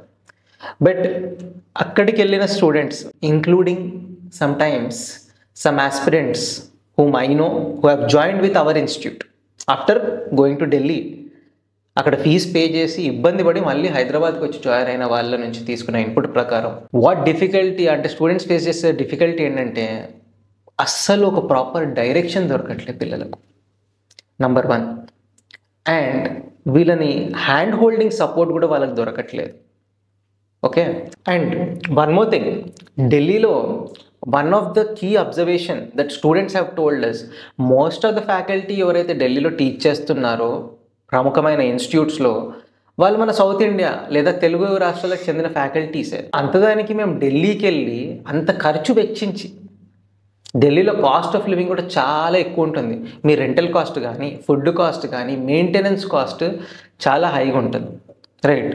సో పేరెంట్స్ పైన కూడా చాలా బర్డెన్ ఉంటుంది. అలాంగ్ విత్ దట్ స్టూడెంట్స్ కూడా ఎంతైనా యూజువల్గా సివిల్స్కి ప్రిపేర్ అయ్యే స్టూడెంట్స్ ఎవరు గ్రాడ్యుయేషన్ కంప్లీట్ చేసిన వాళ్ళకి ఎంతో కొంత ఒక రెస్పాన్సిబిలిటీ ఉంటుంది. అంటే మేము ఈ వయసుకు రీచ్ అయినాక కూడా ఇంకా పేరెంట్స్ పైన డిపెండ్ అవుతున్నాము, వాళ్ళని ఇంకా బర్డెన్ చేస్తున్నాం అనే ఇబ్బందిలో కూడా బయటికి చెప్పుకోకుండా చాలామంది స్టూడెంట్స్కి ఆ సైకోసిస్లో ఉంటాం. సో ఇవన్నీ ఇబ్బందులు ఉంటాయి. అది కాకుండా ప్రాపర్ ఫుడ్ దొరకదు, ఓకే, మనకంటూ ఒక ప్రాపర్ అట్మాస్ఫియర్ కూడా ఉండదు, right? And also health issues చాలామంది స్టూడెంట్స్ ఫేస్ చేస్తున్నారు ఢిల్లీకి వెళ్ళి, వెటరన్స్ కానీ ఫ్రెషర్స్ కానీ. సో ఈ ఇబ్బందుల వల్ల ఏకేఎస్ ఐఏఎస్ అకాడమీ మేము ఫస్ట్లో పెట్టినప్పుడు కూడా, ఫస్ట్లో ఎస్టాబ్లిష్ చేసినప్పుడు వీ హ్యావ్ డిసైడెడ్ దట్ స్టూడెంట్కి ఢిల్లీకి పోయే అవసరం లేకుండా ఇండియాలోనే టాప్ మోస్ట్ ఫ్యాకల్టీ ఎవరైతే ఉన్నారో, టాప్ మోస్ట్ నోటెడ్ ఫ్యాకల్టీ ఎవరైతే ఉన్నారో వాళ్ళనే హైదరాబాద్కి రప్పిద్దాం. Why go to Delhi when nation's top most faculties are in Hyderabad? That is మా స్లోగన్, మా ఇనిషియల్ అడ్వర్టైజ్మెంట్స్ కూడా మీరు చూసుకుంటే. సెకండ్లీ, మెటీరియల్ ఒక well researched, scientifically developed, nurtured material, examination oriented material మనం ఇవ్వగలిగితే ఢిల్లీకి పోయే అవసరం ఏముందండి? అండ్ ఒక carefully curated and logically crafted test series మనం ప్రొవైడ్ చేయగలిగితే, proper mentorship with hand holding support, అంటే స్టూడెంట్కి వాళ్ళు ఎక్కడ మిస్టేక్ చేస్తున్నారు, ఎక్కడ ఇంప్రూవ్ చేసుకోవాలి, వాళ్ళని మోటివేట్ చేయడం, వాళ్ళ ప్రిపరేషన్ని ఒక కన్సిస్టెంట్ మేనర్లో, స్ట్రీమ్లైన్డ్ మేనర్లో ముందుకు తీసుకెళ్ళడం, వాళ్ళకు ఒక దిశానిర్దేశం చేయడం, వాళ్ళు సక్సెస్ సాధించే వరకు మేమున్నాం మీతో అనే ఒక భరోసా కల్పించడం, ఇవన్నీ మనం హైదరాబాద్లోనే ప్రొవైడ్ చేయగలిగితే స్టూడెంట్ ఢిల్లీకి కానీ బెంగళూరు కానీ ఇంకో సిటీకి వెళ్ళే అవసరం ఏముంది? అట్ ద కంఫర్ట్ ఆఫ్ హైదరాబాద్లో మనకు కంజీనియల్ అట్మాస్ఫియర్ ఉంటుంది, ప్రాపర్ ఫుడ్ అవైలబిలిటీ ఉంటుంది, అఫోర్డబుల్ అండ్ యాక్సెసబుల్ అకామిడేషన్ దొరుకుతుంది మీకు, హాస్టల్ ఫెసిలిటీస్ కానీ పీజీస్ కానీ. అండ్ మీరు మీ పేరెంట్స్ కానీ రిలేటివ్స్ని కలవాలనుకున్నా కానీ within few hours you can reach out any health issues or emergencies also. So ఇవన్నీ ఫెసిలిటీస్ మనకు హైదరాబాద్లోనే దొరుకుతున్నప్పుడు స్టూడెంట్కి ఢిల్లీకి వెళ్ళాల్సిన అవసరం లేకుండానే హైదరాబాద్లోనే అన్ని ఫెసిలిటీస్ ప్రొవైడ్ చేయడం జరుగుతుంది. So that is what was the one of the main intention. కొన్ని లక్షల రూపాయలు వెచ్చిస్తుంటారు ఢిల్లీకి వెళ్ళి, ఆ లక్షల రూపాయలు వెచ్చించినా కానీ ప్రాపర్ గైడెన్స్ లేక మళ్ళీ వెనుదిరుగుతున్నారు. ఈ పంతా మారాలి. అందుకే హైదరాబాద్లోనే AKS-IAS అకాడమీలో ఢిల్లీ లెవెల్, అసలు ఢిల్లీ లెవెల్ అనేది కూడా నేను అనను, నేషనల్ లెవెల్ అంటే UPSC స్టాండర్డ్ గైడెన్స్ ప్రొవైడ్ చేయడం జరుగుతుంది. సో ఇన్స్పైట్ ఆఫ్ మీ ఆర్ ఎనీబడి ఎల్స్, చాలామంది టాపర్స్ కూడా మీకు చెప్పుంటారు స్టూడెంట్స్కి, వాళ్ళ అనేక ఇంటర్వ్యూల్లో కానీ వాళ్ళ ప్రెస్ మీట్స్లో కానీ సక్సెస్ సాధించినాక, అంటే ఢిల్లీ అనే ఒక అపోహ ఏదైతే క్రియేట్ చేశారో, సివిల్ సర్వీసెస్ అనగానే ఢిల్లీ అనే కొంతమంది పేరెంట్స్కి, ఇప్పుడు ఆ పంతా మారింది, ఆ ట్రెండ్ మారింది, బట్ స్టిల్ కొంతమంది పేరెంట్స్ కానీ స్టూడెంట్స్ సివిల్స్ అనగానే ఢిల్లీకి వెళ్ళాలని ఒక ప్రణాళిక పెట్టుకుంటారు. సో ఈ మధ్యకాలం మీరు చూసుకుంటే చాలామంది టాపర్స్ కానీ ఇన్స్టిట్యూట్స్ కానీ వాళ్ళు చెప్తున్న అంశాలను మీరు పరిశీలిస్తే ఢిల్లీలో హైదరాబాద్లో లేనిది పెద్దగా ఏం అవైలబుల్ లేదు. హైదరాబాద్లోనే స్టూడెంట్కి proper material, proper guidance, proper faculty, అంటే ఆల్ ఇండియా లెవెల్ ఫ్యాకల్టీ మనం ప్రొవైడ్ చేయడం జరుగుతుంది. సో ఢిల్లీకి వెళ్ళే ఆవశ్యకత అవసరం లేకుండా హైదరాబాద్లోనే చక్కగా ప్రతి స్టూడెంట్ ప్రిపేర్ అవ్వచ్చు. ఇది నేను ఒక్కడిని అంటున్న మాట కాదు, మీరు టాపర్స్ని కూడా అడగండి, వాళ్ళు కూడా మీకు if there is an proper organisational setup in Hyderabad that is matching UPSC standards, so you can definitely prepare at the comfort of staying close by to your home. తీసుకోండి. Okay, so thank you sir, thank you for giving this opportunity to explore all these things. నాకు తెలిసి చాలా విషయాలు ఎప్పుడు ఎక్కడ మాట్లాడని విషయాలు మాతో షేర్ చేసుకున్నారు, మా వ్యూవర్స్తో కూడా. Thank you so much. నమస్తే సార్. రైట్ అండి, first of all I would like to thank you and team CYC. అంటే యూజువల్గా నేను ఈ ఇంటర్వ్యూస్కి కానీ లేదా మీడియాకి I have never given an interview earlier, because మీరు ఎప్పుడు వచ్చినా నాతో ఎప్పుడు కలిసినా ఎప్పుడు మాట్లాడినా కానీ ఎప్పుడు ఒకటే విషయం చెప్తుంటారు, స్టూడెంట్స్కి అవేర్నెస్ క్రియేట్ చేయాలి. చాలామంది స్టూడెంట్స్ ఇబ్బంది పడుతున్నారు, రైట్ గైడెన్స్ లేకుండా, రైట్ డైరెక్షన్ లేకుండా వాళ్ళ జీవితాలను, వాళ్ళ కెరియర్ని తప్పుడు సంస్థల చేతిలో పెట్టి వాళ్ళు ఇబ్బంది పడుతున్నారు, వాళ్ళ టైం వేస్ట్ అవుతుంది. సో ఈ ఉద్దేశంతో ఎప్పుడు మీరు నాతో కన్సల్ట్ అయినా మాట్లాడినా ఈ యొక్క భావన మీరు తెలియజేయడం జరిగింది. సో డెఫినెట్లీ మీరు చేస్తున్న ఈ యాక్టివిటీ స్టూడెంట్ కమ్యూనిటీలో ఒక మంచి అవేర్నెస్ క్రియేట్ చేస్తుందని, స్టూడెంట్ సివిల్ సర్వీసెస్ కానీ సాఫ్ట్వేర్ కానీ అదర్ కోర్సెస్, అదర్ ప్రొఫెషనల్ కోర్సెస్కి ప్రిపేర్ అయ్యే ప్రతి అభ్యర్థికి మీరు చేస్తున్న ఈ ఎఫర్ట్స్ హెల్ప్ అయ్యి వాళ్ళకు ఒక కెరియర్లో రైట్ డైరెక్షన్ ఇస్తుందని ఆశిస్తూ థ్యాంక్ యూ. నమస్తే sir, thank you so much.